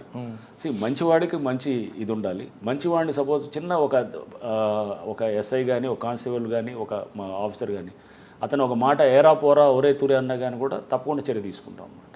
ఎందుకంటే అతను సామాన్యుడు, మామూలు వాడు. అదే ఒక రౌడీ షీటరో లేకపోతే ఇట్లాంటి వాళ్ళు ఉన్నవాళ్ళు అతన్ని మనం మర్యాదలు చేసో లేకపోతే అతనితో ఉంటే కనుక అది ఈ రెండు చాలా క్లియర్గా ఉండాలి మన డిస్క్రిమినేషన్ అనమాట. So rowdy bad element and సామాన్యుడు ఒక నార్మల్ ఎలిమెంట్, వీళ్ళిద్దరిని మనం హ్యాండిల్ చేసే విధానం చాలా స్పష్టంగా ఉండాలన్నమాట. సో ఆ పవర్ ఆఫ్ డిస్క్రిమినేషన్ అనేది చాలా ఇంపార్టెంట్ అనమాట, హౌ టు డిస్టింగ్విష్ బిట్వీన్ వీళ్ళిద్దరిలో అనేది. సో అది చేయాల్సిన అక్కడ ప్రయత్నం అయితే చేశాను. గట్టిగా రౌడీజం మీద అయితే చాలా టైట్గా పోయేవాళ్ళం. అక్కడ కౌన్సిలింగ్ పెట్టేవాళ్ళం, పెట్టి వాళ్ళందరినీ కూడా ఒక భయం అంటే ఏంటనేది తెలిసేదానికి కూడా మేము చేసాం అక్కడ. అంటే భయం అంటే మీరు కౌన్సిలింగ్ ద్వారా చేశారా లేదా ఇంక వేరే? కౌన్సిలింగ్ ద్వారానే ఉండేది. కౌన్సిలింగ్ అంటే మీరు అనుకునే కౌన్సిలింగ్ ఏమో కానీ అది బహుశా అది కౌన్సిలింగ్ అంటే కౌన్సిలింగే ఉంటుంది. అంటే పోలీస్ కౌన్సిలింగ్ రెండు రకాలు ఉంటాయి, ఒకటి కూర్చొని వన్ మాట్లాడడం వేరు, ఇంకోటి గ్రూప్ ఆఫ్. మీరు ఏ రకంగా అర్థం చేసుకున్నా పర్వాలేదు కానీ బట్ కౌన్సిలింగ్ అయితే చేసాం. డార్మేట్ కౌన్సిలింగ్ అంటే ఇది డిటీసీ అనేవాళ్ళం. సో డిస్ట్రిక్ట్ ట్రైనింగ్ సెంటర్ అని ఉండేది. DTC ఆ డిటీసీ కౌన్సిలింగ్ అంటే రేపు భయపడాలన్నమాట, ఆ విధంగా కౌన్సిలింగ్ ఉండేది. సో కౌన్సిలింగ్ చేసి చేస్తుండేవాళ్ళం. సో డెఫినెట్గా ఏంటంటే ఇది రౌడీ షీటర్స్ వరకే, రౌడీ షీటర్స్ బ్యాడ్ ఎలిమెంట్స్ అట్లాంటి వాళ్ళకి రేపు, ఎందుకంటే వాళ్ళు చట్టాన్ని చాలా సింపుల్గా తీసుకుంటారు. తీసుకొని అక్కడ అరాచకాలు ఉంటాయి అన్నమాట, అరాచకాలు ఉంటాయి, భయంతో నడిపిస్తారు అన్నమాట. అంతా దాంట్లో గాంజా అడిక్ట్స్ ఉంటారు, డ్రగ్స్ తీసుకునే వాళ్ళు ఉంటారు, ఇట్లా రకరకాల వాళ్ళకి పోలీసు భయం చూపించారు. తప్పకుండా ఉండాలి. నేను అనేది ఏంటంటే పోలీస్ అనేది భయం ఉండాలి, మర్యాద గౌరవం ఉండాలి, ఎవరికి ఏ రకమైన మందు వేయాలో ఆ మందు వేయాలన్నమాట. అంతేగాని అందరికీ మనం జస్ట్ తీసుకొచ్చి వాడు రోడ్డు మీద వెళ్ళి ఎవడో కొడతాడు, కొట్టి వాడు ఏదో చేస్తే కనుక వాడికి ఒక బెయిలబుల్ కేసు పెడితే వాడికి నోటీస్ ఇస్తే ఊరుకుంటాడా? దానికి తగ్గట్టు మనం చేయాలన్నమాట. అది చర్యలు ఎలా ఉండాలనేది మీకు అర్థమై ఉంటుంది అనుకుంటాను. సో అది అలానే ఉండాలి అనమాట. కానీ మీరు పనిచేసిన టైంలోని సాయి ప్రణీత్ హత్య కేసు, మరి అది ఆల్రెడీ కౌన్సిలింగ్ ఇచ్చిన తర్వాత కూడా ఈ బాయ్ అందరూ ఎందుకు వచ్చారండి? రైట్ అండి, అది అమృత ప్రణయ్ కేసు అండి. ఇట్స్ సెన్సేషనల్ కేస్ అది.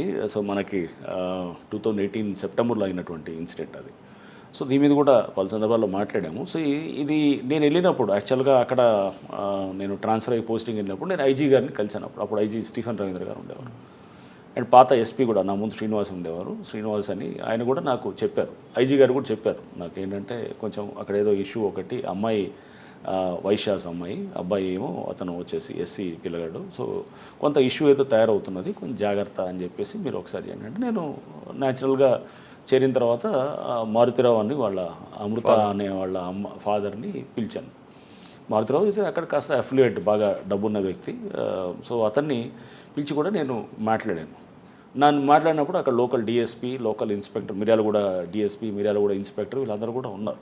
అందరినీ పెట్టి నేను మాట్లాడి ఇతను మారుతిరావు మిర్యాలగూడ అతను. సో చెప్పినప్పుడు అతను నార్మల్గా ఏమన్నాడు, ఈ అబ్బాయి అప్పటికే మ్యారేజ్ అయ్యింది, వాళ్ళది మ్యారేజ్ అయింది జనవరిలో అనుకుంటా, వాళ్ళు ఆర్య సమాజ్లో మ్యారేజ్ ఏదో చేసుకుంటారు. చేసుకున్న తర్వాత సార్ నాకు వాళ్ళిద్దరు ఏదో సరే, నేను అమ్మాయి నా ఒక బిడ్డే, నేను ఆ మ్యారేజ్ నాకు ఇష్టం లేదు, ఇప్పుడు చేసుకున్నారు కాబట్టి ఇక నేను చేయగలిగేది కూడా ఏమీ లేదు, వాళ్ళ దారి వాళ్ళది, నా దారి నాదే అనేటట్టు చెప్తూ బాధపడుతూ అతను కొంచెం కన్నీళ్ళు పెట్టుకోవడం చేస్తాం. సో మనం ఒక తండ్రి జనరల్గా జరిగేది ఇదే అన్ని కేసుల్లో. వాళ్ళు ఏంటంటే అయిపోయింది కదా, ఇంకేముందిలే, వీళ్ళు ఎవరి దారి వాళ్ళది అనుకుంటారు. సో మేము సరే జాగ్రత్త మారుతిరావు, మీరు తప్పుడు వైపు ఎలాగో ఆలోచనలు చేయకుండా చూడండి అని చెప్పినాము.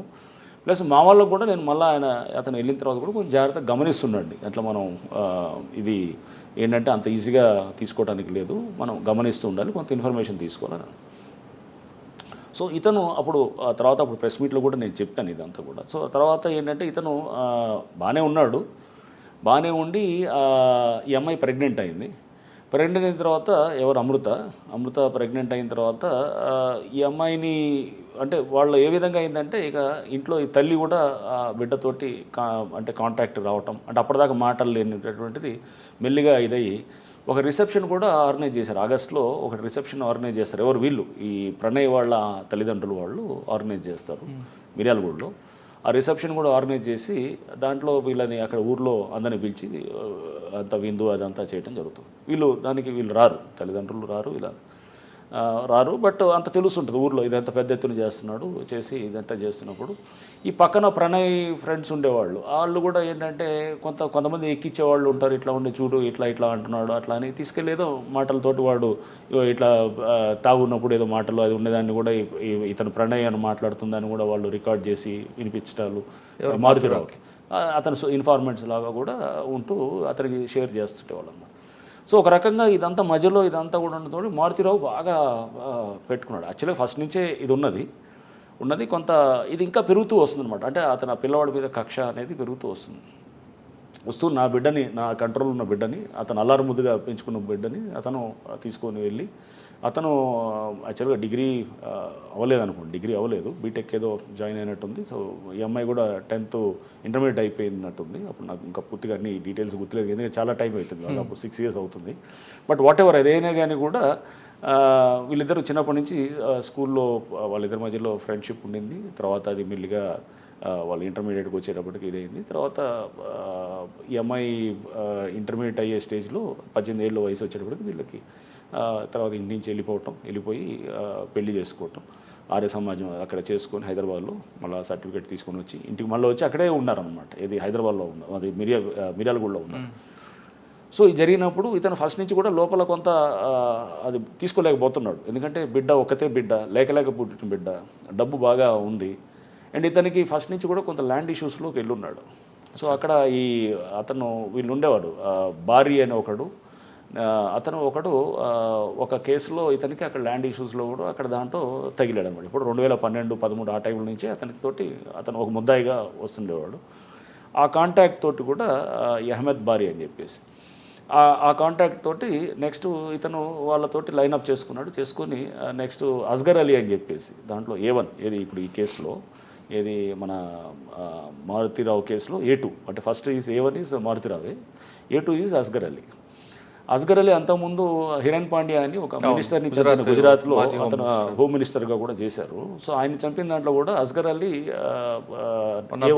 A1 బారీ మొహమ్మద్ బారీ అనుకోండి, మొహమ్మద్ బారీ వాజ్ A11 దాంట్లో. సో అంటే అక్యూజ్ 11 అనమాట. సో వీళ్ళు దాంట్లో కూడా ముద్దాయిలు అనమాట. సో చాలా నోటోరియస్ ఫెలోస్ వీళ్ళంతా. ఏంటంటే ISI ట్రైనింగ్ తీసుకొని ఇతను అస్గర్ అయితే చాలా ఇదిగా ఉండేవాడు. సో అప్పుడు తర్వాత దాంట్లో ఇది కూడా వచ్చింది, లైఫ్ ఇంప్రిజన్మెంట్ కూడా పడ్డది దాంట్లో. సో అస్గర్ని బారీ ద్వారా కాంటాక్ట్ చేశాడు ఎవరు ఇతను చేసి, అక్కడ లోకల్గా అప్పుడు కాంగ్రెస్ లీడర్ ఒక అతను ఉండేవాడు, జావేద్ సంథింగ్ ఏదో ఉండేది, అతను ఒక లోకల్ కాంగ్రెస్ లీడర్ ఉండేవాడు ఆ టైంలో. అతను టౌన్ కాంగ్రెస్ అధ్యక్షుడు అక్కడ, ఏది మన మిర్యాలగూడలో అక్కడ ఉండేది. అతని ద్వారా కూడా వీళ్ళు అంటే దానికి పార్టీలు ఏం లేదు దీంట్లో. అంతా ఏంటంటే అప్పుడు ఇది అతను అంటే మారుతిరావు క్లోజ్ ఫ్రెండ్ కూడా అతను. అట్లా పార్టీల పరంగా ఇదనేది. ఎందుకంటే వీళ్ళు MIM, మారుతిరావు ఏమో TRS పార్టీలో ఉండేవాడు అప్పుడు, ఇక్కడ ఇతనేమో కాంగ్రెస్లో ఉండేవాడు. ఇట్లా అంతా పార్టీలు కాదు, అంటే ఫ్రెండ్షిప్ అన్నమాట. సో ఇలా ఉండింది. వీళ్ళందరూ దాంట్లో ఇచ్చేస్తూ ఈ మారుతిరావుకి సరే మారుతిరావు లైనప్ చేసుకున్నాడు, అంటే ఇతన్ని ఎలిమినేట్ చేయాలనుకునేది క్లియర్గా లైనప్ చేసుకున్నాడు. September 14th అనుకుంటా అప్పుడు మర్డర్ చేయడం జరిగింది. చేసిన తర్వాత రోడ్డు మీద నరికి అతను వాడు బీహార్ నుంచి వచ్చిన వాడు ఎవడైతే ఉన్నాడో వాడు A2 వాడు, A3 is Asghar Ali. So అతను నరకటం జరిగింది అనమాట, నరికి చంపాడు. సో మన స్క్రీన్ మీద కనపడేటప్పుడు A2 ఇతను ఒక్కటే ఉంటాడనమాట, ఇంకెవడు ఉండడు మనకి. వీళ్ళు హాస్పిటల్కి వెళ్తారు. హాస్పిటల్కి వెళ్ళి ఈ అమ్మాయి ఎవరు అమృతాని ప్రెగ్నెంట్ ఉంది కాబట్టి తీసుకెళ్ళటానికి ఇతను ప్రణయ్ తీసుకెళ్తున్నప్పుడు ఆ సీసీ కెమెరాలో దూరం నుంచి ఇతను నరకటం ఒకటే మనకి అంతవరకే తెలుసు. ఇక ఫర్దర్గా మనకి ఇంకేమీ అక్కడ లీడ్స్ కూడా ఏం లేవు. మీకు ఎన్ని గంటలకు వచ్చింది ఇన్ఫర్మేషన్ అండి ఆ రోజు? ఇమీడియట్గా అక్కడ అయింది ఆ రోజు. ఐ థింక్ అరౌండ్ 11:30-12 అట్లా అయింది. ఇమీడియట్గా వచ్చింది, ఇమీడియట్గా వితిన్ 12 ఆ టైంలో అయినట్టుంది, 11:30-12 ఆ టైంలో. సో ఇమీడియట్గా వెళ్ళటం జరిగింది. అందరం మా వాళ్ళు వెళ్ళిన తర్వాత సో ఫస్ట్ డౌట్ మారుతిరావు మీదే ఉండింది న్యాచురల్గా.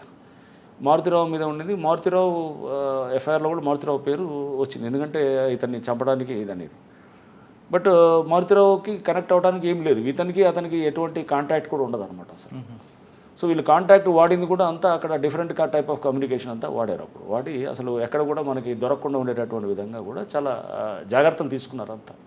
అస్గర్ ఎందుకంటే వాడు పెద్ద ముదురు కేసు కాబట్టి వాడు ఆల్రెడీ ఇదంతా కూడా జాగ్రత్తగా చేశాడు. సో మనకి వెంటనే కొంత మాకున్నటువంటి నెట్వర్క్లో ఈ అన్నింటినీ మనం ముందు తీసుకుంటూ ఒకళ్ళని మనం ఐడెంటిఫై చేయటం మొదలెట్టి తర్వాత టీమ్స్ అన్నీ కూడా కొంత అన్ని స్టేట్స్లో అన్ని రకాలుగా, అంటే మహారాష్ట్రకి కొంత ఇటువైపు కూడా మనము మన ఇతన్ని కూడా తీసుకురావడానికి బీహార్కి, నెక్స్ట్ ఇంకా కొంత మనకి అంటే అన్ని స్టేట్స్ కూడా డిస్పాచ్. బీహార్ అని మీకు ఎలాగ అంటిపోయిందండి? క్లూ ఎక్కడ వచ్చింది? మీకు ఎక్కడ కూడా లింక్ లేదు. సో క్లూ అనేది ఎక్కడంటే మనకి ఈ చేసే క్రమంలో యాక్చువల్గా ఒకటి మనం పికప్ చేసినప్పుడు ఎవరు చేశారు ఏంటనేది మనకి వర్కౌట్ తెలిసిపోయింది అనమాట. పలానా వాడని చెప్పి అర్థమైంది అనమాట. అర్థమైనప్పుడు వాడి ఫోటోలు అది తీసుకున్నాం. ఎక్కడో చిన్న దాంట్లో మనకి ఐ థింక్ వాడు ఈ వాడి ఫోటో ఒక దగ్గర వచ్చింది మనకి. ఎక్కడ ఫోటో వచ్చినప్పుడు ఆ ఫోటోని పట్టుకొని మా టీం అక్కడ చాలా బాగా చేశారు. అప్పుడు అక్కడ ఉన్నటువంటి టీం అప్పుడు ఆఫీసర్స్ అంతా కూడా అప్పుడు మన ఇతను ఉండేవాడు, మన హాలియా ఇన్స్పెక్టర్ కూడా ఉండేవాడు. హాలియా ఇన్స్పెక్టరు ఇప్పుడు కొండమల్లిపల్లిలో ఉంటున్నాడు అనమాట ఇన్స్పెక్టర్ అతను. ఇంకా వాళ్ళ టీము డిఎస్పీ అప్పుడు శ్రీనివాస్ ఉండేవాడు అతను. ఇంకా అందరూ అంటే ఒకళ్ళని కాదు అందరూ కూడా దాంట్లో యాక్టివ్గా చేశారు. ఐటీ టెక్నికల్ టీం కూడా బాగా చేశారు. సో అందరినీ రకరకాలుగా మనం పికప్ చేశాము. పికప్ చేసి అంటే మీకు అన్నీ నేను మీకు చెప్పకూడదు, అందులో నేను కొన్ని కావాలని రివీల్ చేయకూడదు, ఎందుకంటే రేపు క్రిమినల్స్ అందరూ కూడా తెలుసుకొని. So but we had some అంటే వర్కబుల్ లీడ్స్ కోసం చూస్తాం ఎప్పుడైనా కానీ. అక్కడే కదా ఇప్పుడు అవతల వాడు ముదురైనప్పుడు పోలీసు కూడా అంతే లెవెల్లో యాక్ట్ చేసేటట్టు ఉండాలి. సో చేసేటప్పుడు ఆ లీడ్స్ని చాలా స్మార్ట్గా వర్కౌట్ చేసే టీము ఉండింది లక్కీగా నల్గొండలో అప్పుడు. So we could crack that case క్విక్గా 4 డేస్లో. మనం సెప్టెంబర్ 14th అయింది మర్డరు. వితిన్ 3-4 డేస్లో అందరూ కూడా మేము బై 18th కల్లా అందరిని అరెస్ట్ చేసాం అనమాట. 18th కల్లా చేసి ముందే మీకు ఇన్ఫర్మేషన్ ఉంది కదా ప్రణయ్కి ఏమాత్రం సెక్యూరిటీ ఇచ్చుంటే ప్రాబ్లం ఉండేది కాదనేది. అది కూడా జరిగింది. యాక్చువల్గా ఈ అమ్మాయిని అబ్బాయిని కూడా పిలిచి డిఎస్పీ మాట్లాడితే కూడా వాళ్ళు లేదు సార్ ఇప్పుడు మేము బాగున్నాము, మీరెందుకు అనవసరంగా మా అమ్మాయి మాతో మాట్లాడుతుంది, మీరు వచ్చి అనవసరంగా కాంప్లికేట్ చేస్తారన్న టైప్లో అమ్మాయి వాళ్ళు. అంటే వాళ్ళు ప్యాచప్ జనరల్గా ఇవన్నీ ఉంటాయి, డివైడ్ అవుతారు వాళ్ళు, మళ్ళీ కలిసిపోవటం ఇదంతా ఉంటుంది. సో వాళ్ళ నుంచే అవసరం లేదు, మీరు మాకేమి బాగుంది, మాకేమి కంఫర్ట్గా ఉంది. వాళ్ళ తల్లి కూడా మెల్లిగా మాటల్లో అది ఉన్నది కాబట్టి వీళ్ళు మాకేమి కంప్లైంట్ ఇప్పుడే ప్రాబ్లం లేదన్నట్టే చెప్పాను. అప్పటికే పెళ్ళి అయ్యి దాదాపు 7-8 నెలలు అయిపోయింది కదా. మెల్లిగా మనం కూడా ఏమనుకుంటాం అయిపోయింది. ఒక రకంగా మారుతిరావు ఏంటంటే నమ్మించాడు, వీళ్ళు బాగా నమ్మించాడు, వీళ్ళు కూడా నమ్మారు అనమాట. లోపల కోపాన్ని అతను ఎక్కడ ప్రదర్శించలేదు, అతను ఎక్కడ కూడా దాని మీద అతను దాన్ని ఎక్స్పోజ్ కాల కోపం అందరం తీసుకొచ్చారు. కేసులో కన్విక్షన్ వచ్చిందంటారా?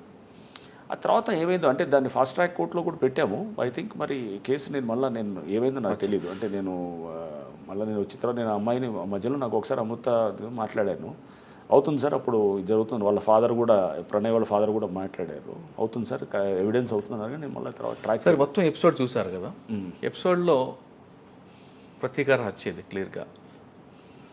మారుతురా కూడా మనకి సూసైడ్ చేసుకుంటారు, అది ఏం సాధించినట్లండి? చాలా చాలా పెక్యులర్ అండ్ ఇంట్రెస్టింగ్ కేసు కూడా. అంటే దీంట్లో మనం సామాజిక అండ్ సైకాలజీ దీన్ని అర్థం చేసుకుంటే కూడా దీంట్లో చాలా ఉన్నాయి. చిన్నప్పటి నుంచే కనుక వాళ్ళు ఇన్ఫాచ్యుయేషన్స్ ఉంటాయి, వాళ్ళ ప్రేమ ఇవన్నీ ఉంటుంది. ఎస్పెషలీ ఆ అడాలసెన్స్లో ఉన్నప్పుడు 14-15 అంటే జస్ట్ ఆ ఏజ్లో ఉన్నప్పుడు దాంట్లో చూడంగానే మనిషిని చూడంగానే బాస్ కాస్త కనపడంగానే ఆ పిల్లవాడు కానీ అమ్మాయి కానీ అందంగా కనపడంగానే ఆ ప్రేమలు అనేది వస్తాయి అన్నట్టు, డెవలప్ అవుతాయి. అది డెవలప్ అయినప్పుడు సో అది యాక్చువల్గా అది ప్రేమ నేను ఇట్స్ షియర్ ఇన్ఫాచ్యుయేషన్. సో అది ఆ ఆస్పెక్ట్ ఒకటి, రైట్. సో ఈ దీంట్లో అమ్మాయి అబ్బాయి వాళ్ళిద్దరూ ప్రేమించుకున్నారు, ఫైన్, బాగానే ఉంది. మనం తర్వాత మారుతిరావు ఏమో అతను వైశ్య అండ్ వీళ్ళేమో ఈ పిల్లవాడు ఇతను ఎస్సీ మాలా కమ్యూనిటీ అనుకుంటా. సో ఇతను ఎస్సీ అనమాట. సో న్యాచురల్గా కమ్యూనిటీ అనేది కూడా ఒక యాంగిల్ దాన్ని తీసుకొచ్చిన తర్వాత డబ్బు పరంగా కూడా ఇతను బాగా డబ్బు ఉన్నవాడే. వీళ్ళ ఫాదర్ కూడా ఎల్ఐసిలో హీ వాజ్ ఒక ఎంప్లాయీ, హీ వాజ్ ఆల్సో పర్వాలేదు, reasonably he was good. But అంటే ఈయన బాగా డబ్బు ఉన్నది. సో కులం అనేది మెయిన్ ఒక ఆస్పెక్ట్ చూశాడు. ప్లస్ ఈ పిల్లోడు ఏమున్నది ఇతనికి బ్యాక్గ్రౌండ్. ఇప్పుడు ఒక తండ్రిగా ఆలోచన చేసినప్పుడు న్యాచురల్గా ఏం చేస్తాడు, నా బిడ్డని నేను మంచిగా చేయాలనేది చూస్తాడు ఎవడైనా. నా బిడ్డని నేను మంచి కుటుంబంలో ఇవ్వాలి, మంచి భవిష్యత్తు ఇవ్వాలనుకునే తండ్రి తప్పకుండా ప్రతి తండ్రి అయినా మీరైనా అంతే చేస్తారు, నేనైనా అంతే చేస్తాను. సో ఒక మంచి ఫ్యామిలీలో ఇవ్వాలి బాగా. నేను మారుతిరావుని అడిగాను కూడా ఇంట్రాగేషన్ అప్పుడు, మారుతిరావు ఇదే సపోజ్ ఒక పిల్లవాడు ఎస్సీ పిల్లవాడు ఉంటాడు, అతను ఐఏఎస్ అధికారో లేకపోతే ఎవరు ఉంటారు, నువ్వు అప్పుడు ఇస్తావా పిల్లని ఇస్తావా అన్నాను. తప్పకుండా ఇస్తాను సార్ అన్నాడు.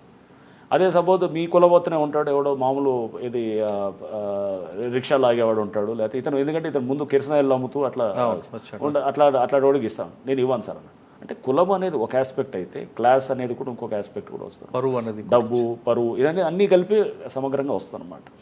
సో దీంట్లో మారుతిరావు ఒక తండ్రిగా అతను ఆలోచన చేశాడు. వీళ్ళు ఆ టీనేజ్లో వీళ్ళు ఉన్న దీంతో వీళ్ళు ఏది ఇన్ఫాచ్యుయేషన్ తోటి వాళ్ళు క్యారీ అవుట్ అయ్యారు. ఇవన్నిట్లో కూడా ఏమనిపించిందంటే మారుతిరావు పేరెంటింగ్ ఇష్యూస్లో కూడా కొన్ని వస్తాయన్నమాట. ఇవన్నీ అంటే ఒక తండ్రి తల్లి కూడా మనం ఈ ఏజ్లో చాలా జాగ్రత్త, ఎస్పెషల్లీ సెల్ ఫోన్స్ వచ్చిన తర్వాత చాలా జాగ్రత్తగా ఉండాలన్నమాట. ఆ వయసులో తొందరపడి మనం వాళ్ళు ఆ వయసులో ఏదైనా చెప్పినా కానీ కూడా మనం ఏముంటుంది ప్రేమించుకున్నట్టు తొందరపడి మనం ఏమన్నా చెప్పామనుకోండి వాళ్ళకి చెప్తే కనుక వెంటనే వాళ్ళకి ఒక ఇన్సెక్యూర్ ఫీలింగ్ వస్తుంది. మా తల్లిదండ్రులు మమ్మల్ని విడగొట్టాలని చూస్తారని చెప్పి వీళ్ళు వెంటనే వెళ్ళి బయటికి వెళ్ళి పెళ్లి చేసుకోవడం.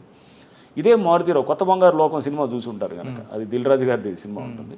అతను ఏం చేస్తారు, వెయిట్ చేసి వాళ్ళంతా కూడా బాగా మళ్ళీ వచ్చిన తర్వాత చదువుకొని వచ్చిన తర్వాత సో దాన్నే ఇంకొంచెం ఎక్స్టెండ్ చేస్తే కనుక సో దీంట్లో అంటే పిల్లల్ని మీరు ముందు చదువుకోండి, ముందు మీరు స్థిరపడిన తర్వాత మెచ్యూరిటీ రానివ్వండి.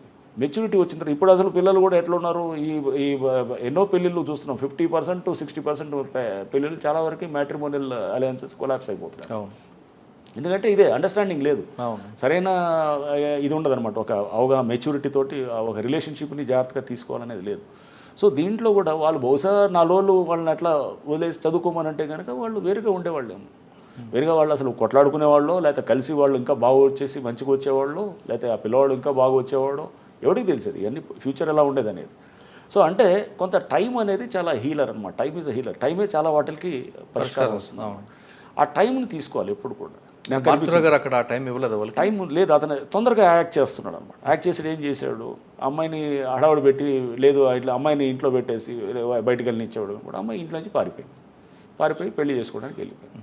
సో కొంచెం ఇదే కాకుండా వీళ్ళిద్దరు కలిపి ఒక వీడియో చేశారండి బిఫోర్ మ్యారేజ్. ఆ వీడియో కూడా వీళ్ళు ప్రొవోకేషన్, అదే ఇవన్నీ ప్రొవోకేషన్ తోటి ఏమయ్యాడు, ప్రొవోకాడు పిల్లలకి. మనం వాళ్ళు తెలిసి తెలియకుండా చేసినప్పుడు వాళ్ళు మనల్ని ప్రొవోక్ చేస్తే మనం రియాక్ట్ కావాల్సిన అవసరం లేదు కదా. అక్కడే కదా మెచ్యూరిటీ ఒక తండ్రిగా వచ్చేది. సో మీరు వాళ్ళకి మనం నచ్చ వాళ్ళకి ఆ ఎమోషన్స్ని వాళ్ళని కొంచెం మనం వాళ్ళకి జాగ్రత్త అర్థమయ్యేటట్టు చెప్పి ముందు పేషెంట్గా ముందు మన క్లారిటీ ఉండాలి. ఒక తండ్రిగా మనకి చాలామందికి తెలియదు ఎలా హ్యాండిల్ చేయాలి రిలేషన్షిప్స్ అని. ఎందుకంటే ఇవన్నీ మనం కింద మీద పడి నేర్చుకునేది ఉంటున్నాను. సో దీనికి అసలు హ్యూమన్ రిలేషన్షిప్ ఎలా హ్యాండిల్ చేయాలి, పిల్లలతో ఎలా హ్యాండిల్ చేయాలి, పిల్లలతో టీనేజ్లో ఉన్నప్పుడు ఎలా హ్యాండిల్ చేయాలనేది ప్రతివాడికి అర్థం కాని ప్రశ్న అనమాట.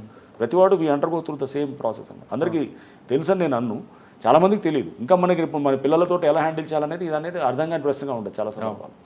ఇంట్లో చుట్టుపక్కల తల్లిదండ్రులతోటో లేకపోతే బంధువులతోటో అనేది ఎప్పటికీ అది అర్థం కాని ఇష్యూగా ఉంటుంది.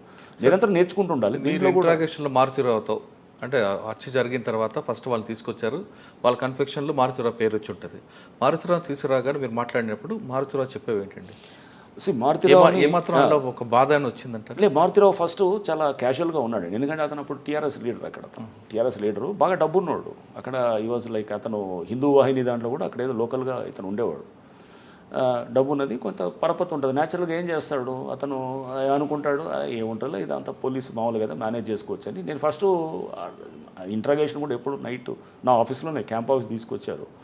రాత్రి అరౌండ్ 3 అయింది. రాత్రి 3ంటికి కూర్చొని మంచిగా అతన్ని ఎదురుగా కూర్చోబెట్టి, ఇప్పుడు మీరు నేను ఎలా ఉన్నాం అట్లనే కూర్చొని టీ కూడా తీపిచ్చి కూర్చోబెట్టి మంచిగా మాట్లాడుతున్నాం. ఇంట్రాగేషన్ అంటే తీసుకొచ్చి కొట్టేది కాదు. అతను ఒక తండ్రిగా అతను ఇది ఉన్నప్పుడు నేను అర్థం చేసుకోవాలి అతని పెయిన్ని కూడా. But murder is murder. తప్పకుండా నువ్వు ఒక వ్యక్తిని చంపడం అనేది చిన్న విషయం కాదు కదా.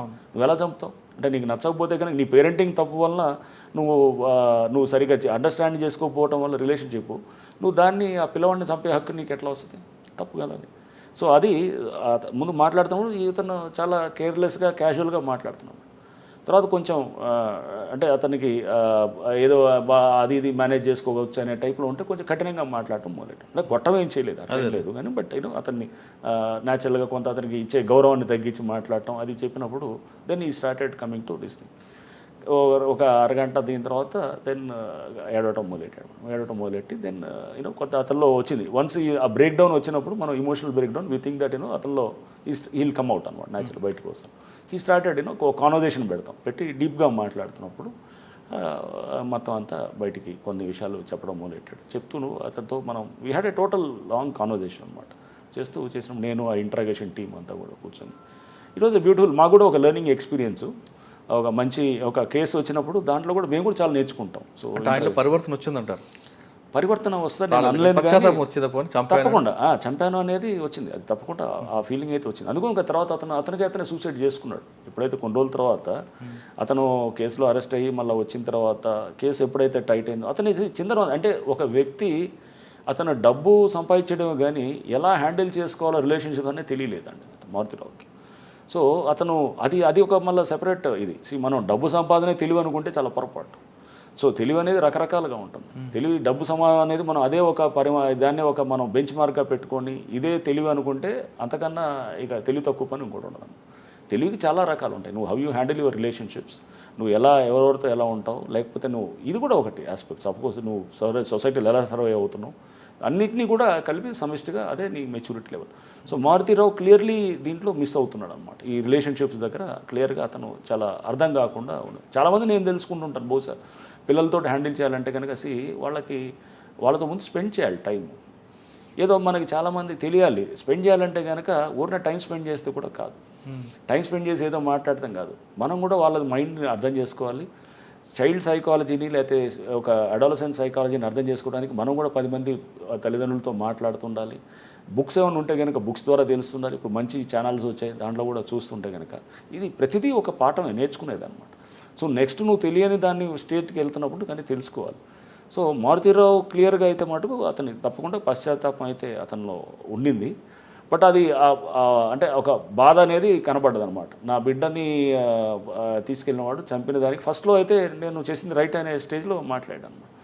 ఆ పశ్చాత్తాపం అనేది మా దగ్గర ఫీల్ అవ్వలేదు కానీ బట్ తర్వాత గ్యాచురల్గా అతను సూసైడ్ చేసుకోవటం ఇదంతా అనేది చేసినప్పుడు నాకు కూడా బాధ అనిపించింది.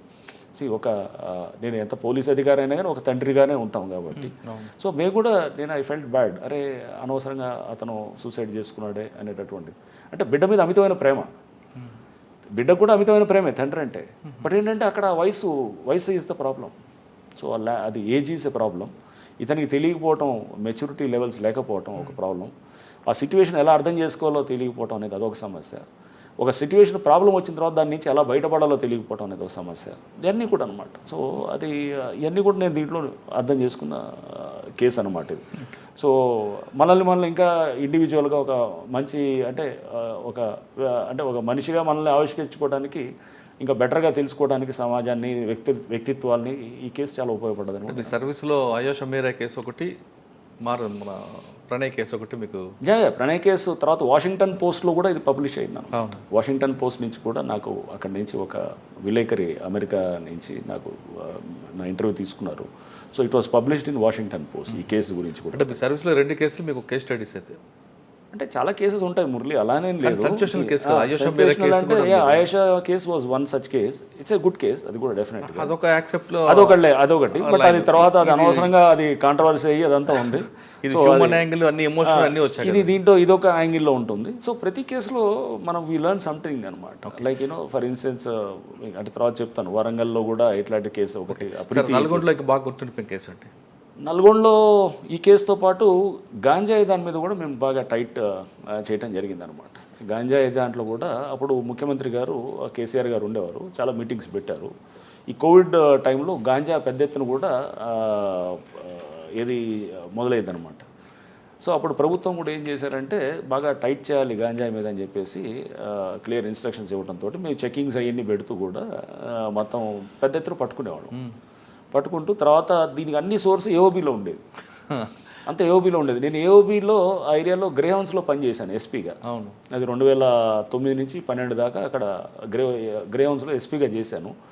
సో నాకు పూర్తి అవగాహన ఉంది ఏఓబీ ఎట్లా ఉంటుంది, ఎక్కడ లోపల ఎక్కడెక్కడ ఏ విలేజ్లో ఎట్లా ఉంటుంది అనేది పూర్తి అవగాహన ఉంది. సో అందుకోసం దీంతో మన టీమ్స్ ఉన్నారు అంతా ఇక్కడ. యాక్చువల్గా నల్గొండలో టీమ్స్ని అన్నింటిని ఒక 15 టీమ్స్ని తయారు చేసి విజయదశమి రోజు వీళ్ళందరినీ కూడా ఈ గంజాయి దీని మీద ఏఓబీలో లిస్ట్ అవుట్ చేసాం. అంటే కాల్ డేటాతోటి ఇక్కడ పట్టుకోగానే ఎక్కడో నల్గొండలో ఎక్కడో రోడ్డు మీద ఎక్కడ ఏదో చిట్యాల దగ్గర లేకపోతే ఎక్కడో చెకింగ్లో అక్కడ దొరుకుతాడు అనుకున్నాం, నకరికల దగ్గర ఎక్కడ దొరికితే అవన్నీ మనం డీటెయిల్స్ అన్ని తీసుకొని వాడి కనెక్షన్స్ తీసుకొని ఎవడు మెయిన్ ఫెలో అక్కడ ఎవరు వీళ్ళకి ఏఓబీలో వీళ్ళు ఎవరు అక్కడ పండించేవాడు ఎవడు మధ్యలో డీలర్ ఎవరు ఇవన్నీ అనేది తీసుకొని ఆ లిస్టు బట్టి వాళ్ళని పట్టుకురావడానికి టీమ్స్ పంపించినప్పుడు అక్కడ లోకల్ పోలీస్ సపోర్ట్ కూడా తీసుకున్నాం అనమాట. తీసుకొని లోకల్ ఎస్పీకి మాట్లాడాను అక్కడ, ఏది వైజాగ్ రూరల్ ఎస్పీకి, ఈస్ట్ గోదావరి ఎస్పీకి కూడా మాట్లాడాను. నేను పర్సనల్గా మాట్లాడిన తర్వాత మా దగ్గర నుంచి ఒక అడిషనల్ ఎస్పీని కూడా పంపించాను, సతీష్ అని చెప్పి, అతను కూడా వెళ్ళి అక్కడే క్యాంప్ చేసి వాళ్ళ లోకల్ సపోర్ట్ తీసుకొని వెళ్ళి దాదాపు 1000 కేజీల గాంజా కూడా రికవర్ చేసాం అక్కడ. కానీ ఆ ప్రాసెస్లో ఫైరింగ్ కూడా చేశారు. ఫైరింగ్ కూడా అయింది, ఏది మన ఇక్కడే మన ఏజెన్సీ ఏరియాలో లంబసింగి దగ్గర అక్కడ కూడా ఫైరింగ్ అయింది. ఫైరింగ్ అయితే వాళ్ళు అంతా చెల్లాచెదరై తర్వాత మా పోలీస్ వెహికల్ని కూడా దాడి చేశారు. ట్రైబల్స్ అంతా గొడవ చేశారు అక్కడ. చేసి ట్రైబల్స్ అంటే వీళ్ళు ఎవరు మెయిన్గా ఈ గంజాయి తింటూ ఉండే చేసిన వాళ్ళు చేసి పోలీసు లోకల్ పోలీసు చెప్పకుండా వచ్చారనేది. లోకల్ పోలీసు ఉన్నారు మాతో అక్కడ. యాక్చువల్గా ఆ రోజు వాళ్ళు కూడా సపోర్ట్ లేకుండా వచ్చారు. వచ్చిన తర్వాత మాకు చెప్పడం బట్టి ఈ రప్చర్ అయింది. అంతా వాళ్ళు కూడా మాతోటి వాళ్ళకి వెళ్తున్నారు, అక్కడ సిఐకి తెలుసు వాళ్ళు లోపలికి వెళ్తున్నారనే తెలుసు. అక్కడ జనరల్గా ఏమైందంటే ఒక ఇష్యూ అవ్వగానే మనకి ఎందుకు లేదు పక్కకి అయిపోవాలనే ఆలోచన అక్కడ కనపడదు అనమాట. ఎందుకు లేదు అక్కడ మళ్ళీ లేనిపోయి ఫైరింగ్ అయింది, ఒక ట్రైబల్స్ ఒకళ్ళిద్దరికి ఇంజూరీ అయింది. వాళ్ళు ఇది అవ్వగానే జనరల్గా ఏం చేస్తారు అక్కడ అప్పుడు ఆ టైంలో మనకి ఎందుకు లేదు వీళ్ళ మీద దోసేస్తే అయిపోయింది అని చెప్పి అనుకున్నారు. మేము అక్కడ లోకల్గా ఇదంతా తీసుకొని చేసాం కదా, ఆల్రెడీ మాట్లాడాం, సపోర్ట్ కావాలన్నాం, ఆ డేటా అంతా కూడా ఇచ్చారు మాకు. మా దగ్గర ఉన్న డేటాను కూడా వాళ్ళకి షేర్ చేసాం. వాళ్ళ గెస్ట్ హౌస్లోనే దిగారు. వాళ్ళ ప్రాంతంలోకి వెళ్ళి ఫైరింగ్ చేస్తే వాళ్ళకి అవమానంగా ఉంటుంది కదా. దీంట్లో అవమానం అనేదాన్ని ఎలా అనుకుంటే, ఇప్పుడు మేము కాల్పులు చేయాల్సి వచ్చింది, ఎందుకు వచ్చింది, వాళ్ళు మా మీద దాడి చేసినప్పుడు చేశారు. అక్కడ ఉన్న ఆఫీసర్ మీరు వెళ్ళకుండా మీరు సపోర్ట్ చేస్తున్న వాళ్ళే పట్టుకునేవారు కదా. అలా అవ్వట్లేదనే కదా అక్కడ. అప్పుడు ఆ టైంలో ఏం జరిగింది, వాళ్ళు కూడా జాయింట్గా వెళ్ళి తీసుకొని మేము వెళ్ళి లోకల్గా మొత్తం లీక్ అయిపోతుంది. సో లోకల్గా లీక్ అయింది అనుకోండి, నీకు వెళ్ళిన పని ఇప్పుడు సపోజ్ ఎవరైనా సిబిఐ టీం ఎవరైనా వచ్చారనుకోండి, మనకు సపోజ్ నేను నల్గొండ ఎస్పీకి ఉన్నాను అనుకోండి, వాళ్ళు ఏం చెప్పరు పలానా పికప్ చేస్తున్నారు. సిబిఐ టీం కానీ లేకపోతే ఎవరైనా ఎన్ఐఏ టీం వచ్చినా కానీ చెప్పరు మీ పలానా వాడి కోసం. ముందు మీ దగ్గర వస్తున్నాం, మీ ఏరియాలో కొన్ని మాకు ఆపరేషన్స్ ఉన్నాయి, మీకు కొంత సపోర్ట్ ఇవ్వాలంట, ఇస్తామనంట. వాళ్ళు ఎవరిని చేయాలి, ఎందుకంటే వాళ్ళే ఎందుకు డిస్క్లోజ్ చేస్తారు, నువ్వు పలానా ముందే అంటే మేము చెప్తే కనుక ఎక్కడ లోకల్గా ఎవడో లీక్ అవుతుంది. సో ఎవరు చెప్పరు, ఏ టీం కూడా చేసేవాళ్ళు అట్లా చెప్పరు. మేము కూడా అలా చెప్పలేదు అంతే. వాళ్ళకి వెళ్ళి అక్కడ మీకు చెప్పాలి వాళ్ళకి చేయాలనేది అట్లా లేదు. సో ఈ టీమ్స్ అంతా వెళ్ళి పట్టుకొచ్చి అడవుల్లో లోపలికి వెళ్ళారు. అక్కడ తీసుకొచ్చి అందరినీ మనం అరెస్ట్ చేయడం కూడా జరిగింది. కానీ అక్కడ మీరు చేసిన వల్ల వాళ్ళకు ఇబ్బంది వచ్చింది. లోపల జరుగుతున్న ఇన్ఫర్మేషన్ రావాలంటే మేము ఈ గంజాయి సప్లైస్ కొంతమంది సపోర్ట్ చేయాల్సి వచ్చేది అన్నది వాళ్ళ ఎలిగేషన్, వాళ్ళ చెప్పే వెర్షన్. నేను యాంటీ ఎక్స్ట్రీమిస్ట్ వర్క్లో చేశానండి. ఎప్పుడు మనము ఒక చెడుని కౌంటర్ చేయాలంటే కనుక ఇంకొక చెడు మనం ప్రేరేపించాల్సిన అవసరం లేదు. అందులో ఎస్పెషల్లీ గాంజాయి లాంటిది. ఇంకా నేను గాంజాయి నక్సలిజంలో ఏది ఇంపార్టెంట్ అనుకుంటే కనుక గాంజాయి చాలా ముందు డేంజరస్ అంట నక్సలిజం కన్నా. నక్సలిజం డెఫినెట్గా చెక్ చేయడానికి ఉండొచ్చేమో కానీ, బట్ అలానే గాంజాయిని ప్రోత్సహించడం అనేది దేశవ్యాప్తంగా మొత్తం చేసి అది ఏంటి అక్కడ ఉన్న లోకల్ నెక్సెస్ని కవర్ చేసుకోవడానికి ఈ మాటలు చెప్తుండొచ్చు. దాంట్లో ఎంతో కమర్షియల్ ఉంటుంది, డబ్బులు సంపాదించే వాళ్ళు చాలామంది ఉన్నారు. మాకు ఆ డేటా అంతా వచ్చింది, తర్వాత అదంతా కూడా మేము వాళ్ళకి షేర్ చేసాం. సో ఎవరెవరు దీంట్లో ఎంత ఇదనేది మొత్తము వాళ్ళకి ఎవరెవరికి ఎంత దీంట్లో పోలీసులు ప్రెస్ కూడా ఉన్నారట కదా. ప్రెస్ ఉంటారు, పోలీసులు ఉన్నారు, సీనియర్ అధికారులు ఉన్నారు, రకరకాలు ఉన్నారు అందరూ కూడా. సో వీళ్ళందరూ కూడా దాంట్లో ఏది లాభం పొందే వాళ్ళు ఉన్నారు. ఆ డీటెయిల్స్ అన్ని చెక్ పోస్టులు ఎక్కడ పాస్ అయితే కనుక ఎవడు ఎంత కలెక్ట్ చేస్తున్నాడు అన్ని డీటెయిల్స్ కూడా ఇచ్చాము. తర్వాత చర్యలు తీసుకున్నారేమో నాకు తెలియదు. అయితే వాళ్ళు ఆంధ్ర ఏపీకి హ్యాండ్ ఓవర్ చేశారు. నల్గొండలో గంజాయి ఒకటి. నెక్స్ట్ అండి గంజాయి ప్రణయ్ కేసు ఉండింది. డెఫినెట్గా రౌడిజంని బాగా చెక్ చేసాము. ఫెయిర్ పోలీసింగ్ చేయడానికి ట్రై చేస్తాం. ఎక్కడైనా కానీ పబ్లిక్కి ముందు రెస్పాండ్ అవ్వాలనేటట్టు ట్రై చేస్తాం అనమాట. సో అట్లా అది అంటే సామాన్యుడు అనేవాడికి మనము రెస్పాండ్ అవ్వాలి అనేది అది ట్రై చేస్తుండేది. సార్ నల్గొండ తర్వాత వరంగల్ కదా డైరెక్ట్? నల్గొండ తర్వాత ట్రాఫిక్ వచ్చాను. ట్రాఫిక్ కొంతకాలం, ట్రాఫిక్ తర్వాత వరంగల్. వరంగల్ వెళ్ళగానే మీకు మెయిన్ ఛాలెంజ్ వచ్చింది. అక్కడ అధికార పార్టీ ఎమ్మెల్యే కార్పొరేటర్లని అరెస్ట్ చేశారు, మీ సిబ్బందిని కూడా సస్పెండ్ చేశారు. అటు ప్రెస్ పోలీస్ అని తేడా లేకుండా అందరిని లోపటేశారు ల్యాండ్ గ్రాపింగ్ కేసులో. అవును. సో నల్గొండ ఒక టైపు, వరంగల్ ఏమో ఇంకా అదేంటే హైదరాబాద్ తర్వాత తెలంగాణలో Warangal is big city. So అక్కడ ఏమవుతుందంటే వెళ్ళినప్పుడు ల్యాండ్ గ్రాబింగ్ అనేది అక్కడ పెద్ద అక్కడ చాలా సీరియస్ అంశంగా అక్కడ ఉండింది. ఎందుకంటే దాంట్లో మెయిన్గా రూలింగ్ పార్టీలో ఉన్న వాళ్ళు, పవర్ఫుల్ వాళ్ళు, వీళ్ళందరూ కూడా దీంట్లో ఇన్వాల్వ్ అవుతారు. ఎవరైనా కానీ ఎక్కడైనా కానీ ఒక తప్పు చేయాలంటే కనుక అపోజిషన్ అయితే కనుక అతన్ని పోలీసు ఈజీగా కౌంటర్ చేస్తాం. వాడు ఏం చేస్తాడు, పార్టీ మార్చేసి మళ్ళీ యాక్టివిటీస్, ఒక రౌడీ షీటర్ ఉన్నాడు అనుకోండి, అది మొన్నటిదాకా అపోజిషన్లో ఉన్నవాడు రూలింగ్ పార్టీకి మారి సేఫ్ అవుదామని చూస్తాడు. పొలిటీషియన్ కూడా రూలింగ్ పార్టీని అపోజిషన్ నుంచి దూరి దీంట్లో రూలింగ్ పార్టీలో పోయి సేఫ్ అవ్వాలని చూస్తాడు. ఎప్పుడైనా కానీ జరిగేది. సో ఫస్ట్ చెక్ చేయాలనుకుంటే కనుక ఫస్ట్ రూలింగ్ పార్టీ అక్కడ వాళ్ళే ఇంపార్టెంట్ అవుతారు అనమాట. సో అక్కడికి వెళ్ళాను, వరంగల్కి వెళ్ళినప్పుడు ఫస్ట్ చూస్తే కనుక మెయిన్గా అక్కడ రూలింగ్ పార్టీ కొంతమంది కార్పొరేటర్స్ వాళ్ళే రోల్, వాళ్ళు కొంత ఎమ్మెల్యేస్కి దగ్గరగా ఉండేవాళ్ళు వాళ్ళందరూ కూడా. సో వీళ్ళు జరుగుతుండేది అనమాట. అంతా జరుగుతున్నప్పుడు కార్పొరేటర్స్ని అరెస్ట్ చేసి వాళ్ళని జైల్లో పంపించడం జరిగింది.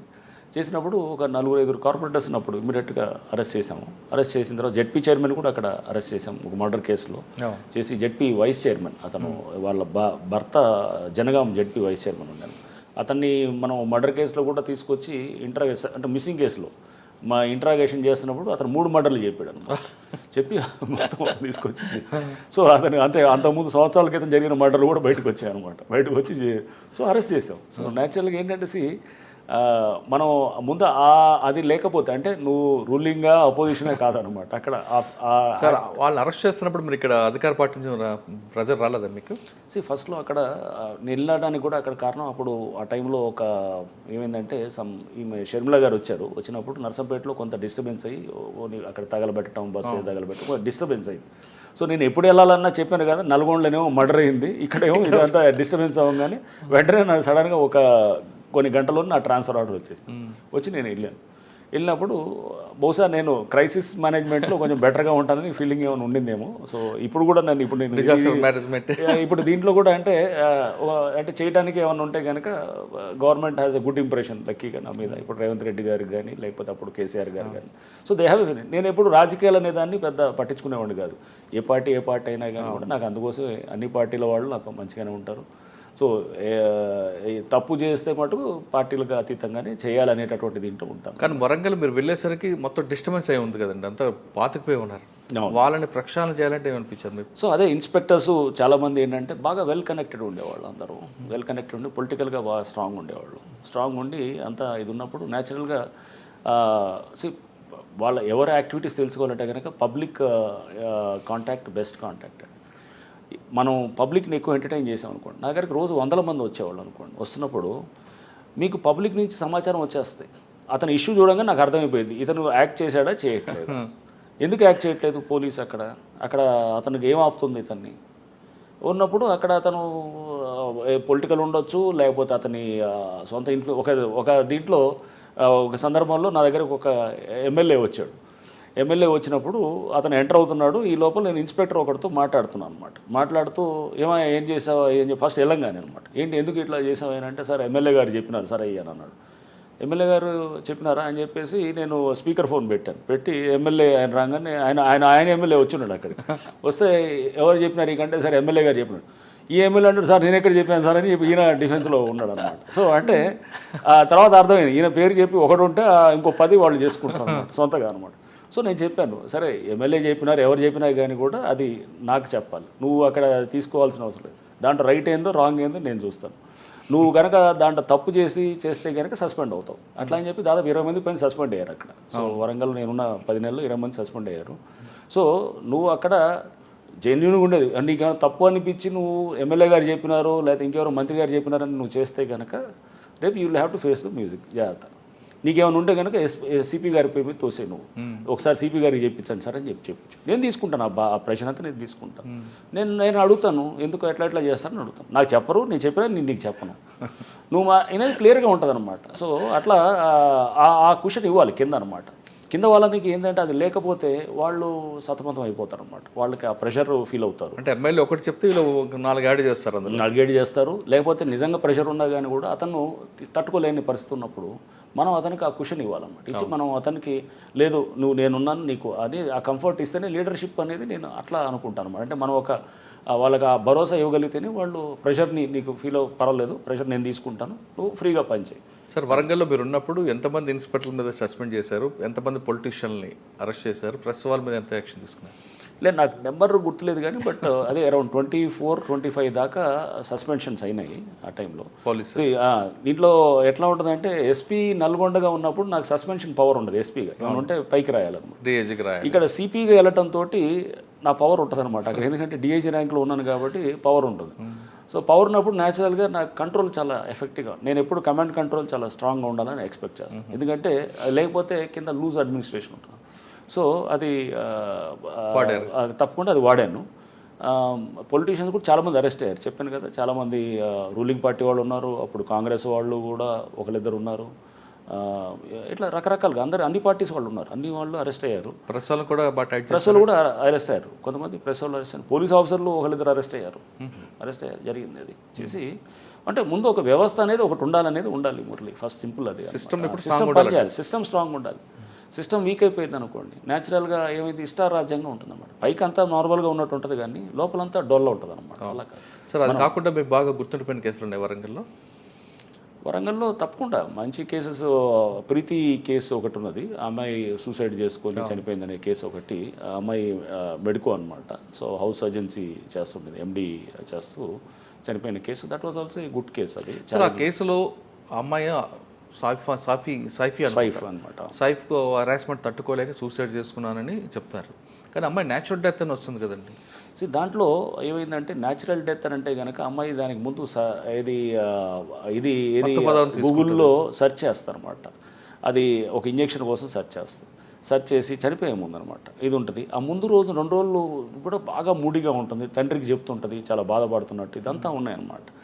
సో బట్ ఇంజెక్షన్ అనేది వీళ్ళు ఏంటంటే ఇమీడియట్గా అక్కడ మనకి వాళ్ళకి అమ్మాయి అంటే పడి కొలాప్స్ అయిపోయింది కానీ వీళ్ళు అన్ని రకరకాల ఇమీడియట్ ఫస్ట్ అంటే ఎమర్జెన్సీ ట్రీట్మెంట్ ఇంటెన్సివ్ అక్కడ ఐసీయూకి తీసుకెళ్ళి కొంత తీసుకొచ్చి చేయడంతో మనకు ఫస్ట్ ఇనిషియల్గా కొన్ని మిస్ అవుట్ అయినాయి అనమాట. మనకి ఏది అక్కడ అంటే వాళ్ళు సిరెంజెస్ పొడవటం అనేది ఏది మనకి ఇదేది కొన్ని అంటే కొంత దాంట్లో ఇది ఉండింది కానీ బట్ షూర్ షాట్ అక్కడ మనకు ఉన్నటువంటి ఇన్వెస్టిగేషన్లు వచ్చినాయన్నీ కూడా డెఫినెట్గా అది సూసైడ్ వైపే మనకు అది చూపిస్తుంది అనమాట. అంటే ఆయన వేదములు తట్టుకోలేక సూసైడ్ చేస్తారు. కరెక్ట్, ఎందుకంటే చాట్స్ ఉన్నాయి, అన్నీ కూడా చాట్స్ ఉన్నాయి. చాలా డీడీ ఎందుకు లేదండి, డైన్ డిక్లరేషన్ చేయించలేదు? డైన్ డిక్లరేషన్ అమ్మాయి అసలు మాట్లాడే పరిస్థితి ఎక్కడ ఉంది అసలు?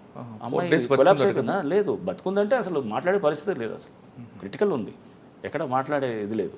కొలాప్స్ అయిపోయిన తర్వాత ఇక పిఎంఈలో ఆమె న్యాచురల్ డెత్ అని వస్తుంది. న్యాచురల్ డెత్ అని ఎక్కడ ఇవ్వరు వాళ్ళు, కాజ్ ఆఫ్ డెత్ ఇలానే ఇస్తారు అంతే. న్యాచురల్ డెత్ అని ఎక్కడ ఇవ్వలేదు వాళ్ళు, కాజ్ ఆఫ్ డెత్ ఇగో ఈ పర్టికులర్ ఈ టాక్సిన్ అని చెప్పి ఇచ్చారనమాట. అవునా సార్? ఆ కేసులో వరంగల్ యూనివర్సిటీ సస్పెండ్ చేసింది, కానీ కోర్టు కూడా మరొకసారి ఆర్డర్ ఇచ్చింది దానికి సస్పెండ్ రికాల్ చేయమని. సస్పెన్షన్ ఏది మీరు అనేది? స్టూడెంట్కి సస్పెన్షన్ చేశారు కదా అతన్ని, ఎంక్వైరీ చేసిన తర్వాత సస్పెండ్ ఎత్తిమని కోర్టు ఆర్డర్ ఇచ్చిన తర్వాత డెఫినెట్గా ఉంటుంది సస్పెన్షన్ అనేది. ఎందుకు అతను ఇమీడియట్గా ఇది ఉంటుంది, ఎందుకంటే అతను ర్యాగింగ్ అనే దాంట్లో అతను అరెస్ట్ అయ్యాడు, ర్యాగింగ్ సూసైడ్ దీంట్లో చేసిన తర్వాత సస్పెన్షన్ అనేది ఒక మెజర్ అది. బట్ అది పర్మనెంట్గా సస్పెండ్ చేయరు కదా, అతను ఆ కేసు రేపు ప్రూవ్ అయ్యేదాకా అతను. సెకండ్ టైం కూడా సస్పెండ్ చేశారట, సెకండ్ టైం ఎంక్వైరీ చేసిన తర్వాత కూడా సస్పెన్షన్ కరెక్ట్ అని వీళ్ళు యూనివర్సిటీ అధికారులు కోర్టుకి చెప్పారట. నాకు అర్థం కాలేదు, అంటే సస్పెన్షన్ జనరల్గా మా పరిధిలోకి రాదు అది, బట్ యూనివర్సిటీ వాళ్ళకి ఉంటుంది. సో బట్ అది ఏదైనా కానీ కూడా మేము అరెస్ట్ చేయగానే వాళ్ళు సస్పెండ్ చేశారు. మీరైతే నమ్ముతున్నారు 100%? అది ఎందుకంటే అది మనకి ఆ కేసు దర్యాప్తులో చాట్స్లో అన్నింటిలో చూసినప్పుడు కూడా చాలా స్పష్టంగా అర్థమవుతుంది అనమాట. There was a clear harassment. ఆ అమ్మాయి ఎవరెవరితో షేర్ చేసిందనే దాన్ని కూడా క్లియర్గా మన దగ్గర అంతా విత్ చాట్స్ తోటి దొరికింది. కోర్టు ఎందుకు అవన్నీ మరి పెట్టినప్పుడే కదా అతను బెయిల్ రాలేదు, చాలా రోజులు అతను దాదాపు 3 నెలలు ఉన్నాడు అతను. సో అది బెయిల్ రాలేదంటే ఇవన్నీ ఎవిడెన్స్ పెడతామే తోడు కదా అతను బెయిల్ రాదు కూడా. సార్ వరంగల్ తర్వాత ఎక్కడికి వచ్చారు? వరంగల్ తర్వాత నేను మళ్ళీ ఇక్కడ క్రైమ్స్కి వచ్చాను. క్రైమ్స్కి వచ్చేసి తర్వాత సిసిఎస్లో అది అడిషనల్ సిపి క్రైమ్స్ పోస్ట్లో ఉన్నాను. ఒక 2 months ఉన్నాను, అంతే, ఎక్కువ రోజులు లేను. ఆ తర్వాత నెక్స్ట్ సార్ అక్కడే సాహితీ కూడా ఉన్నట్లుంది కదా? సాహితీ కేసు కూడా ఉంది. సాహితీ కేసు ఇంపార్టెంట్ కేసు, అందుకే అది అప్పటికే ఒక 1.5-2 years ముందే ఆ కేసు రిజిస్టర్ అయింది. రిజిస్టర్ అయింది, అరెస్ట్ అయ్యి ఉన్నారు అతను బూదాటి లక్ష్మణ్ అని వీళ్ళంతా మెయిన్ వాళ్ళందరూ కూడా అరెస్ట్ అయ్యి ఉన్నారు. సో నేను యాక్చువల్గా అక్కడ సెట్ అయ్యే లోపలే ఆ కేసులో అంటే అప్పటికే అరెస్ట్లు అయ్యి ఉన్నారు, అరెస్ట్లు అయ్యి అంతా కూడా మొత్తం మొత్తం మనకి అంటే అక్కడ కేసు దర్యాప్తు ఒక స్టేజ్లో పబ్లిక్ వీళ్ళందరితో కూడా మీటింగ్స్ పెట్టేసి వాళ్ళతో కూడా అందరితో ఒకసారి మాట్లాడిన తర్వాత మేము చెన్నై కూడా వెళ్ళాము. ఈ కేసెస్లో ఎలా హ్యాండిల్ చేస్తున్నారు చెన్నైలో వాళ్ళు కొంత వాళ్ళ టీం అక్కడ ఈఓడబ్ల్యూ టీమ్స్ అది దీంట్లో కొంత మంచి ఎక్స్పర్టీస్ ఉన్నాయన్నమాట. సో వాళ్ళతో కూడా నేను అప్పుడు డీసీపీ డీడీ అండ్ ఇంకా కొంత ఇతర ఆఫీసర్స్ అందరూ కూడా వెళ్ళి అక్కడ ఒక 2-3 days ఉండి కూడా వాళ్ళతోటి కూడా ఇంటరాక్ట్ అయినప్పుడు మాకు అక్కడ అర్థమైంది మనకి వాళ్ళకి ఏంటి సార్ తేడా ఉంది అక్కడ కొన్ని ప్రావిజన్స్ లాలో కొంత ఉన్నది కానీ బట్ ఏదైనా కానీ కూడా ఏమవుతుందంటే విక్టిమ్స్కి అనేది కొంత టైం పడుతుంది అనమాట న్యాయం జరగడానికి. అంటే ఆస్తులు అటాచ్ చేస్తుండొచ్చావు కానీ బట్ అది మళ్ళీ వెంటనే వాళ్ళకి న్యాయం జరగడానికి వాళ్ళ వాళ్ళ వాళ్ళ ఏదైతే కోల్పోయిన సొమ్ము ఉందో అది అప్పగించడానికి అక్కడ కూడా చాలా టైం కన్స్యూమ్ ప్రాసెస్ లాగా అనిపించింది అనమాట. సో దానికి కొంత మనము మన దగ్గర కూడా కొన్ని లీగల్ ప్రాసెస్ని ఏమన్నా మనం మార్చుకోవడానికి లేకపోతే ఇంకేమన్నా బెటర్గా చేయడానికి అనేది కూడా చర్చ జరిగింది అనమాట. నేనున్నప్పుడు దిస్ వాజ్ ఫిబ్రవరి దాకా అనమాట. ఆ తర్వాత బహుశా ఏమన్నా వీళ్ళు ఏమన్నా దాంట్లో లీగల్గా ఏమన్నా ఇంకేమన్నా బెటర్ సిస్టమ్స్ ఏమన్నా అడాప్ట్ చేస్తుండో వచ్చాము కూడా అనేది. అక్కడ నుండి మీరు మల్టీ జోన్ 1కి వచ్చాను. అక్కడ ఒక 3.5 months ఉన్నాను. అక్కడే ఉందండి అచీవ్మెంట్ అని నేనేమన్నా కానీ అక్కడ నేను ఎలక్షన్స్ టైంలో ఉన్నాను. సో న్యాచురల్గా అన్ని జిల్లాలకు వెళ్ళి అక్కడ కొంత రివ్యూ చేస్తుండేవాడిని, క్రైమ్ రివ్యూస్ కూడా చేస్తుండేవాడిని. దాంట్లో కూడా కొంత అంటే బేసికల్గా ఏంటంటే కొంచెం కంట్రోల్స్ ప్రాపర్గా ఉండాలి. అంటే సిస్టమ్ అక్కడ దాదాపు 30 మంది ఆఫీసర్స్ సస్పెండ్ అయ్యారు దాంట్లో, ఇన్స్పెక్టర్సు, ఎస్ఐలు కానీ వీళ్ళందరూ కూడా. ఎందుకండి మీరు మీ డిపార్ట్మెంట్ ఎక్కువగా అంటే ఇప్పుడు అక్కడ వస్తుంది, సపోజ్ ఎవడో ఒక తప్పుడు కేసు పెట్టారనుకుందాం ఫర్ ఇన్స్టెన్స్, తప్పుడు కేసు పెట్టి చేస్తున్నప్పుడు అతన్ని మనం ఎట్లా వదిలేస్తాం? ఒక రాంగ్ కేసు పెట్టి ఎవడో చేశాను పోలీసులో డెఫినెట్గా అది కొంత అంటే మీరు ఎవరైనా అరెస్ట్ చేసి మీరు జైలుకి పంపించినప్పుడు అది చిన్న విషయంగా తీసుకోవటానికి లేదు. ఓ రాంగ్ కేసు పెట్టి ఒకరిని అరెస్ట్ చేసి మీరు జైలుకి పంపిస్తున్నప్పుడు అది జస్ట్ ఏదో అక్కడేదో ఎవడో చెప్పాడనో లేకపోతే ఎవడో ఇన్ఫ్లుయెన్స్లో ఉండి చేస్తే కనుక సీరియస్గా తీసుకోవాలన్నమాట. అట్లానే గ్యాంబ్లింగ్ క్లబ్బులు నడిపిస్తూ అక్కడంతా కూడా యథాచ్ఛగా నడుస్తుంది అనుకోండి, పోలీసులో కొంత డెఫినెట్గా ఈ అంటే యూనిఫామ్ సర్వీస్ కాబట్టి కంట్రోల్స్ కొంచెం ఎఫెక్టివ్గా ఉంటాయి అన్నట్టు. అండ్ దారి తప్పడానికి కారణం అనుకోవచ్చు. రకరకాల ఫ్యాక్టర్స్ ఉంటాయి. అక్కడ లోకల్ ఇన్ఫ్లుయెన్సెస్ ఉండొచ్చు, సిస్టమ్ కూడా ఉండొచ్చు, రకరకాల ఉంటుంది. ఏది ఉన్నా కానీ కూడా నువ్వు ఇప్పుడు అక్కడ మేము చేసేటప్పుడు కూడా ఏంటంటే ఒక లైన్ దాకా చూస్తాము. చూసిన తర్వాత ఇది ఎక్సెస్ అనిపిస్తేనే దాని మీద అతని మీద యాక్షన్ ఉంటుంది. ప్రతి చిన్నదానికి సస్పెన్షన్ చేయం, అది చెక్ చేస్తాం. ఇతను నిజంగా ఇతనికి సస్పెండ్ చేయడానికి ఇతనికి పూర్తిగా ఇతని ట్రాక్ రికార్డ్ ఎలా ఉంది, ఆ ఇన్సిడెంట్ ఎలాంటి ఇన్సిడెంట్ చేశాడు. ఇప్పుడు మా దగ్గరకు వచ్చేది ఎక్కడో 1-2 ఇన్సిడెంట్స్ వచ్చాయనుకోండి, బట్ అట్లాంటి అతను 100 చేస్తాడు అనమాట. రేపు ఒకవేళ చెక్ చేయకపోతే కనుక అవుతుందన్నమాట. ఆ చెక్ అనేది చాలా ఇంపార్టెంట్ అనమాట. సో మీ జోన్లో 30 మంది మీద యాక్షన్ తీసుకోవడం జరిగింది, సస్పెండ్ చేసాము. దాదాపు ఒక అతను కూడా డిస్మిస్ చేశాను. ఒక ఎస్ఐ అతను ఒక వేరే హెడ్ కానిస్టేబుల్ లేడీతో కూడా ఆమెని సెక్షువల్ అసాల్ట్ చేయటం, రేప్ కేసులో అరెస్ట్ చేశాము కూడా. చేసి అతని మీద చరిత్ర కూడా అట్లానే ఉంది. అతను ఏంటి అంతకుముందు ఒక అవుట్రేజింగ్ మోడల్స్ ఒక మహిళతో అసభ్యంగా దాని మీద కూడా అరెస్ట్ అయి ఉన్నాడు అప్పుడు. ప్లస్ అతను ఇంకో లేడీస్ కానిస్టేబుల్స్ తోటి మిస్బిహేవ్ చేసిన ఛార్జ్ మెమో కూడా అంతకుముందు ఇచ్చారు, డిసిప్లిన్ యాక్షన్. అతను అక్కడికి పోస్టింగ్కి వచ్చాడు. సో మనం యాక్చువల్గా పోస్టింగ్స్ ఇచ్చేటప్పుడు కూడా నేను కొంచెం జాగ్రత్తగా చూసేవాడు అన్నమాట. చూసి మనం చెక్ చేసుకోవాలి ఫస్ట్. వీళ్ళ చెప్పిన ఎస్ఐ అక్కడ నుండి అక్కడికి రావడానికి వెనక పొలిటీషియన్ల యొక్క సపోర్ట్ అనుకోవచ్చా, లేదా ఆఫీసర్ ఉండొచ్చు, లేదా అతను కొంచెం నక్సల్ వర్క్ బాగా చేశాడు. సో చేసి అతను కాళేశ్వరంలో నక్సల్ వర్క్ దీంట్లో అతన్ని అక్కడ తీసుకొచ్చారు, తెచ్చి ఉండొచ్చు.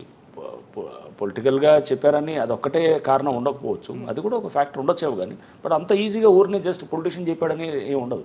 చాలా మనం అన్ని ఫ్యాక్టర్స్ చూసే చేస్తాం అన్నమాట. ఒక ఆఫీసర్ సరిగ్గా లేదనుకోండి, క్యారెక్టర్ లేదు, కుదరదండి అని చెప్తాం అన్నమాట.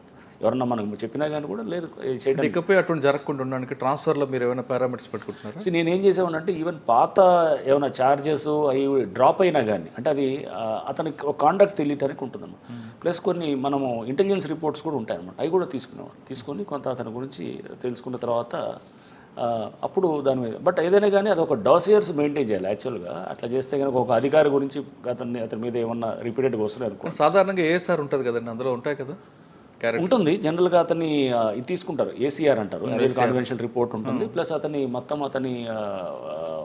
హిస్టరీ అంతా కూడా మనం తీసుకోవచ్చు, వాళ్ళ పర్సనల్ ఫైల్లో ఉంటుంది. ఆ డీటెయిల్స్ అన్ని కూడా తీసుకుంటాము. బట్ దానికన్నా ముందు అతను పనిచేసిన దగ్గర ఎట్లా ఏది ఉందనేది ఆ డీటెయిల్స్ కొన్ని చోట్ల ఉండవు అనమాట. సో మీ డిపార్ట్మెంట్ చాలా కాలం చూస్తారు కదా, చాలా చూస్తున్నారు. ఒకసారి ఎస్ఐకి వచ్చిన వ్యక్తి ఒక డిఎస్పీకి వచ్చిన తర్వాత కొంచెం దారి తప్పవచ్చు, లేదా గ్రూప్ 1 ఆఫీసర్ ఒక ఐజీ అయితే కొంచెం మెత్తపడవచ్చు. కానీ ఇప్పుడు వస్తున్న ఫస్ట్లోనే ఎస్ఐలు అవ్వచ్చు, లేదంటే గ్రూప్ 1 ఆఫీసర్లు అవ్వచ్చు, లేదంటే డైరెక్ట్ ఐపీఎస్లు కూడా స్టార్టింగ్ నుంచి కూడా కొంతమంది.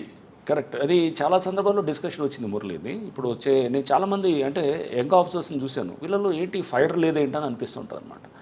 అంటే వచ్చినప్పుడు ఒక యంగ్ ఐపీఎస్ ఆఫీసరో, ఒక యంగ్ ఎస్ఐయో, లేకపోతే ఒక యంగ్ డిఎస్పీయో ఎవరిని వచ్చినా అనుకోండి, ముందు ఒక ఎట్లా ఉండాలంటే మనం అంటే గతంలో చూసిన దాంట్లో అప్పుడు అతను రాగానే ముందు అతను మనం కంట్రోల్ చేయాలనేటటువంటి పరిస్థితి ఉండేదన్నమాట.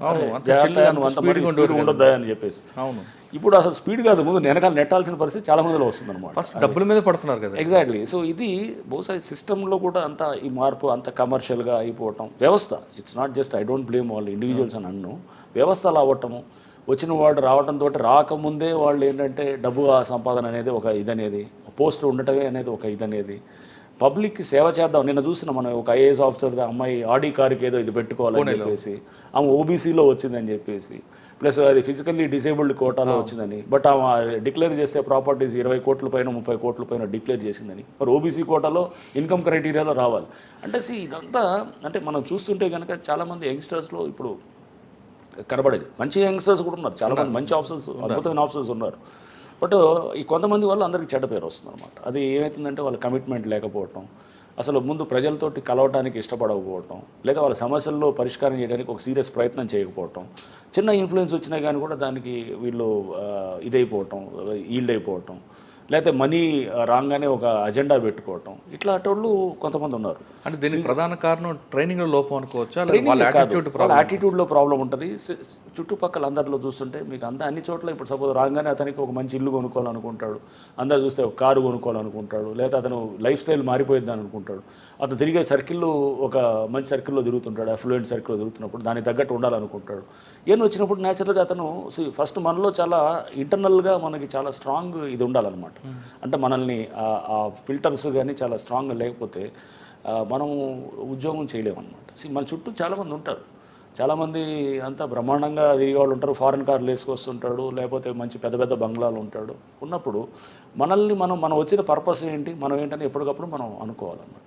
సో మనకి ఆ పెద్ద కారులో లేకపోతే ఏదో పెద్ద పెద్ద బంగ్లాలో ఇదే జీవితం, లేకపోతే నువ్వు 10 మందికి చేసి నువ్వు వచ్చిన సర్వీస్ ఓరియంటెడ్, నువ్వు 10 మందికి సేవ చేసి మంచి చేసి తద్వారా నీకేంటంటే యూ ఫీల్ హ్యాపీ. సో ఫైనల్గా ఏది హ్యాపీ అనేది చూస్తున్నావు. నీ కార్ల ద్వారా ఒక పెద్ద పెద్ద బంగ్లాల ద్వారా నువ్వు ఏది మంచి పెద్ద పెద్ద కాస్ట్లీ ఇది మొత్తం వాచ్లో లేకపోతే గిఫ్ట్లో, లేకపోతే దాని ద్వారా నువ్వు అంటే నీ డ్రెస్సింగ్లో లేకపోతే అన్నీ అంటే నీ స్టైల్ లైఫ్ స్టైల్ దీంతో నువ్వు దాని ద్వారా వచ్చే ఆనందం నీకు ముఖ్యమా, 10 మందికి మంచి చేసి వచ్చే ఆనందం ముఖ్యం అనేది మనం డిసైడ్ చేసుకోవాలి. అది ఇంటర్నల్గా ఎవరికి వాళ్ళు అది వాళ్ళ పెంపకాన్ని బట్టి ఉంటుంది, వాళ్ళ చుట్టూ ఉన్నటువంటి సోషల్ ఎన్వైరన్మెంట్ ఉంటుంది, వాళ్ళ ఫ్రెండ్స్ ఉంటుంది, పియర్ గ్రూప్ ఉంటుంది, ఇవన్నీ కూడా ప్లే చేస్తాయి అన్నమాట. ప్లే చేసినప్పుడు అతని పర్సనాలిటీ అనేది అట్లా ఎలా షేప్ అయితే దాన్ని బట్టి ఉంటుంది అనమాట. సార్ మల్టీ జోన్ తర్వాత ఇక్కడికి వచ్చారు, ఒకసారి వెనక్కి వెళ్దాం సార్. నల్గొండ ఇష్యూ, నల్గొండలో మిర్యాలగూడ లేక క్లబ్బులు నడిచేవి, ఇటీవల ముఖ్యమంత్రి గారు కూడా కామెంట్ చేశారు. అవును, ఒక చాలామందిని అరెస్ట్ చేశాం మురళి. అంటే నేను ఈ మధ్య చూశాను, బట్ అక్కడ అంతా భయపడేవాళ్ళు. అదే నేనేది మేము అంటే this was about 4-5 years back కాబట్టి ఈ మధ్య జరుగుతున్నాయని నేను విన్నాను, పేపర్లో చూశాను. ముఖ్యమంత్రి గారు కూడా కామెంట్ చేశారు. ఒక ఐపీఎస్ ఆఫీసర్ నడిపించారు. ఒక ఇట్లాంటిది అంటే బార్డర్ ఏరియాస్లో చాలా నడుస్తుండేది. నేను అట్లాంటి వాటిలో కూడా సస్పెండ్ చేశాం, చాలామంది సస్పెండ్ చేశాము, ప్లస్ యాక్ట్ చేసాము, వాళ్ళ మీద యాక్ట్ చేసాము, అరెస్ట్ చేసి తీసుకొచ్చి వాళ్ళని జైలుకి పంపించాము. ఇదంతా కూడా జరిగినాయి అనమాట. సో మనము ఎప్పటికప్పుడు అంటే చాలా సపోర్టింగ్ కింద స్థాయి సిబ్బంది చేశారంటే అర్థం ఉందండి. ఒక ఐపీఎస్ ఆఫీసర్ చేయడం అనేది నాకు డీటెయిల్స్ తెలీదు మురళి, దాంట్లో ఆ కేసులో తెలియకుండా నేను చెప్పడం కరెక్ట్ కాదు. బట్ జనరల్గా ఏదైనా కానీ కూడా కింద నేను చెప్తాను, గ్యాంబ్లింగ్ నేను సత్తుపల్లి ఒక సిఐని సస్పెండ్ చేసినప్పుడు గ్యాంబ్లింగ్ దానికి పర్మిషన్ ఇచ్చారనే దాన్ని. సో చేసినప్పుడు అంటే ఎవరైనా కానీ అక్కడ అధికారి కనుక అతని పాత్ర ఉన్నట్టు మనకు అక్కడ మన నాలెడ్జ్లో వస్తుంది అనుకోండి, ఎవరైనా కానీ కూడా బాధ్యులు అవ్వాల్సింది. సో సపోజ్ అక్కడ ఇన్స్పెక్టర్ అవ్వచ్చు, డిఎస్పీ అవ్వచ్చు, ఎస్ఐ అవ్వచ్చు, లేకపోతే ఎవరైనా ఎస్పీ కావచ్చు, సిపి కావచ్చు, ఎవరైనా యూనిట్ ఆఫీసర్ కూడా అవ్వచ్చు, ఎవరైనా అవ్వచ్చు. అక్కడ నేనేది అక్కడ మనకి ఇన్ఫర్మేషన్ తెలిసిన తర్వాత కూడా మనం సైలెంట్గా ఉన్నామంటే కనుక తెలియకుండా జరగవచ్చు. నేనేది మన ఏరియా అంతా బ్రహ్మాండంగా ఉంటుంది నేనేం అన్ను, చాలా తెలియకుండా జరగవచ్చు. బట్ మన నాలెడ్జ్లో ఉండి జరిగితే మటుకు నేను అంతకన్నా క్రైమ్ ఇంకోటి ఉండదు. అది మన నాలెడ్జ్లో ఉండి మనకు తెలిసి మనం సైలెంట్గా ఉన్నామంటే కనుక అది తప్పు అనమాట. ఓకే సార్, ఒకసారి మనం నల్గొండ నుంచి వరంగల్కి వద్దాం. బండి సంజయ్ గారు అరెస్ట్, ఆ ఎపిసోడ్ చెప్పండి. అసలు ఎందుకంటే అంత కాంట్రవర్షియల్ అయింది? ఆ ఫోన్ దొరికిందా, దొరకలేదా, దొరకదా? నేను బండి సంజయ్ గారి కేసు మీకు అందరికీ తెలిసిన ఇదే. అది 10th క్లాస్, అది పేపర్ లీకేజ్, అంటే పేపర్ లీక్ కాదు, మ్యాల్ ప్రాక్టీస్.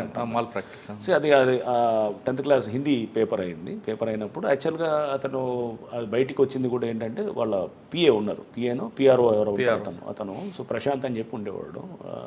అతని ఫోన్ నుంచి అందరికీ షేర్ చేస్తాడనమాట. మొత్తం షేర్ చేసి అందరు మీడియా వాళ్ళందరికీ కూడా ఎగ్జామ్ జరుగుతుంటుంది. యాక్చువల్గా బేసికల్గా ఎగ్జామ్ నుంచి బయటకు వచ్చిన పేపర్ని నువ్వు ఏమన్నా ఉంటే కానీ నీ చేతికి వస్తే నువ్వు వెంటనే పోలీస్కి చెప్పాలి. ఎగ్జామ్ జరుగుతున్న క్రమంలో నువ్వు అందరికీ షేర్ చేస్తావు, అన్ని మీడియా గ్రూప్స్ మొత్తం అన్ని ఛానల్స్ వాళ్ళకి షేర్ చేస్తావు.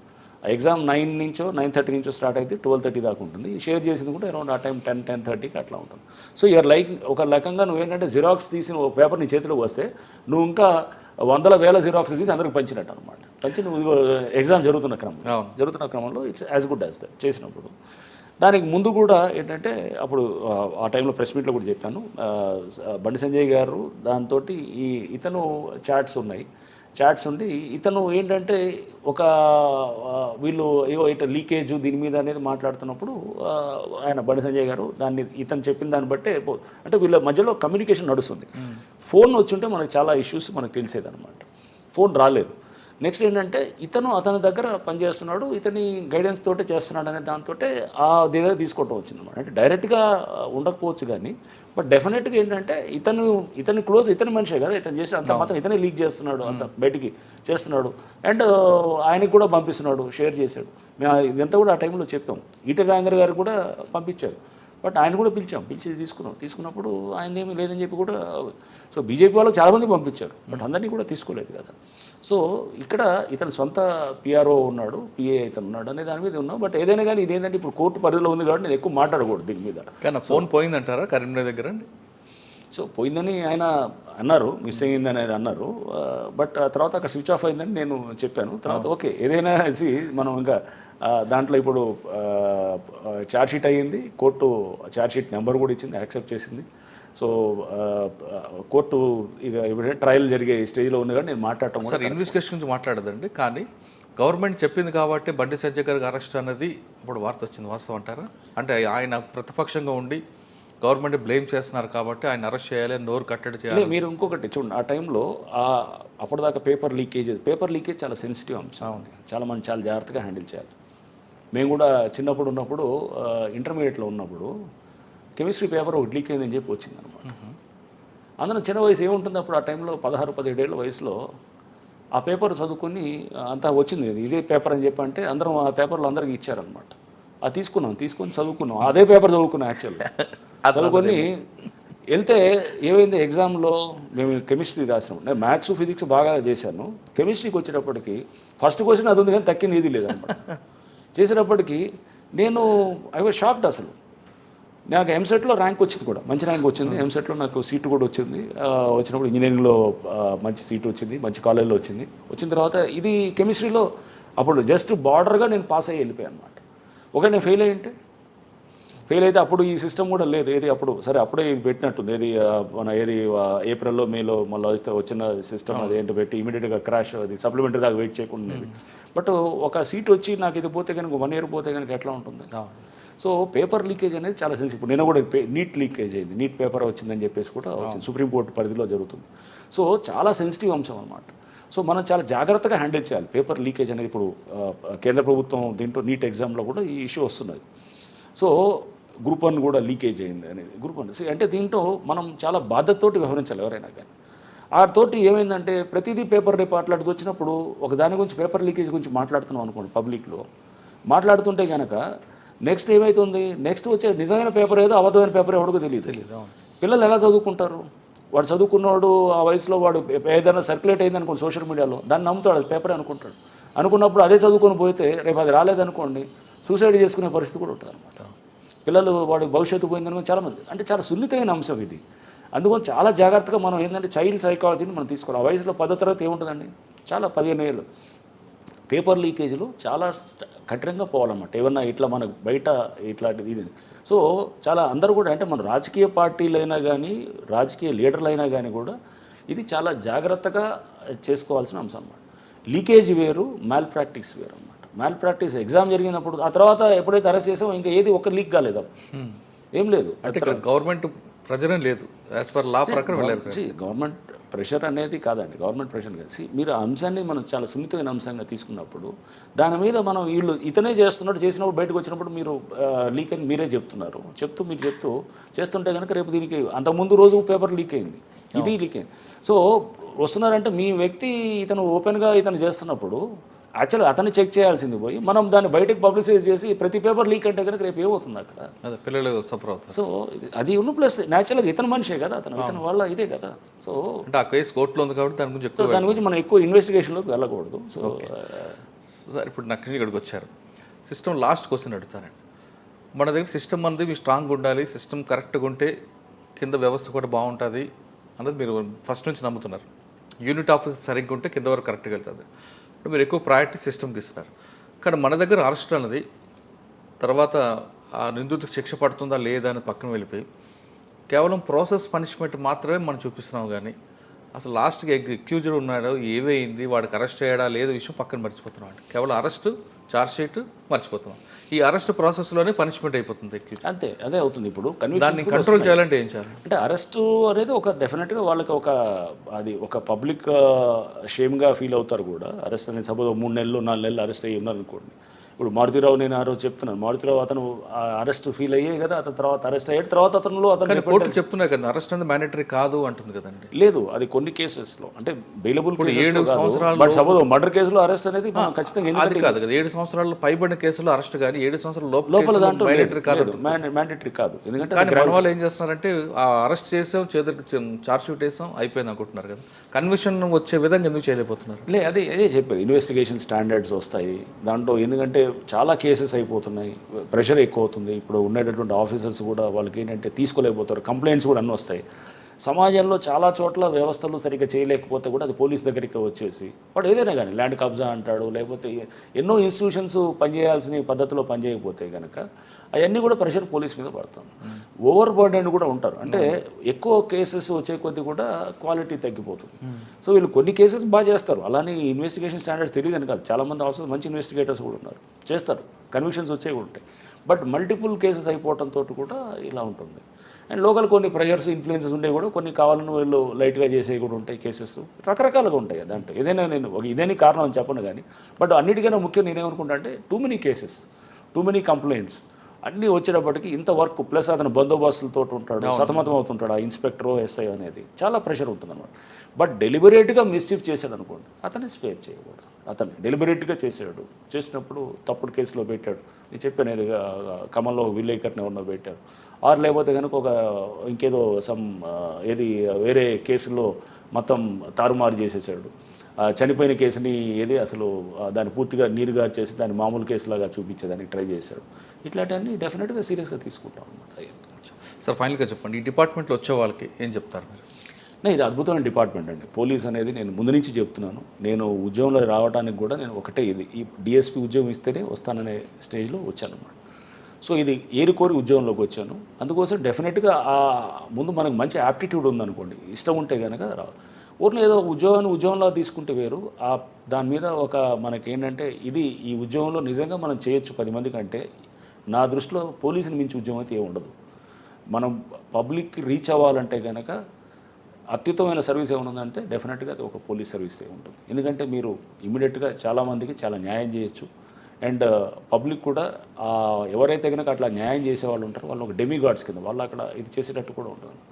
మీకు అది బహుశా మీరు ఎన్ని కోట్లు సంపాదించినా, ఎన్ని పెద్ద పెద్ద బంగ్లాలు ఉన్నా కానీ కూడా అంత తృప్తి ఎప్పుడు రాదన్నమాట. 10 మందికి మీరు మంచి చేసి వాళ్ళందరూ చేసేదాన్ని ఇది ఈ ఉద్యోగంలోనే వీలవుద్దని నేను అనుకుంటాను అన్నమాట. సో అందుకోసం పోలీస్ తప్పకుండా మీకు నిజంగా అటువంటి ప్యాషన్ ఉండి, అటువంటి యాటిట్యూడ్ ఉండి, ఆ యాప్టిట్యూడ్ ఉంటే కనుక దీని మించిన ఉద్యోగం లేదు. ఖచ్చితంగా రండి. అండ్ డెఫినెట్గా ఏంటంటే సమాజాన్ని బాగు చేసుకోవడానికి ఇది ఒక మంచి అవకాశం. అందుకోసం ఎక్కడ చేసినా కానీ కూడా నేను ట్రై చేస్తాను. నేను గొప్పగా చేస్తానని అన్ను కానీ, but I make an attempt. ఒక ట్రాఫిక్లో వస్తే కొన్ని రిఫార్మ్స్ చేయాలని చూస్తాం, లేకపోతే ఒక కమిషనరేట్లో వెళ్తే కనుక అక్కడేదో కొంత ట్రై చేస్తుంటాం, ఒక ఐజీగా ఉన్నప్పుడు సో ఇది చేస్తుంటాం. సిస్టమ్స్ బెటర్ చేయాలని ట్రై చేస్తాం, ఒక ప్రయత్నం అయితే చేస్తాం. ఇక్కడ కూడా అంతే. ఇది ఇప్పుడు హైడ్రా అనే దీంట్లో కూడా నేనేదో మొత్తం చెరువులన్నింటినీ కాపాడేస్తాను, నేనేదో బ్రహ్మాండంగా చేస్తానని నేనేం అన్ను. బట్ ఒక సీరియస్ అటెంప్ట్ అయితే ట్రై చేస్తాం అనమాట. Will make a serious attempt and A sincere attempt అనమాట. అది ప్రజలకు నేరుగా సేవ చేయాలంటే police department the best platform అంటున్నారు రంగనాథ్ గారు. కానీ వచ్చిన వెంటనే డబ్బుల కోసమో పవర్ కోసమో కాకుండా ప్రజలు పనిచేయండి, వాళ్ళే మీకు గుర్తుంచుకుంటారు, అది జీవితాంతం మీకు గుర్తుండిపోతుంటో చెప్తున్నారు. ఆయన చెప్తున్నట్లుగా పోలీస్ డిపార్ట్మెంట్లో పనిచేసేవారు ఎవరైనా సరే తప్పు చేస్తే తన సిబ్బంది అయిన మీద వాళ్ళ మీద కూడా వేకి తప్పదంటూ అతను చేస్తున్నారు. ఇది రంగనాథ్ గారితో ఎక్స్క్లూజివ్ ఇంటర్వ్యూ. వచ్చే వారం మరో గెస్ట్తో మళ్ళీ కలుద్దాం. అంతవరకు నమస్తే. Thank you sir. Thank you.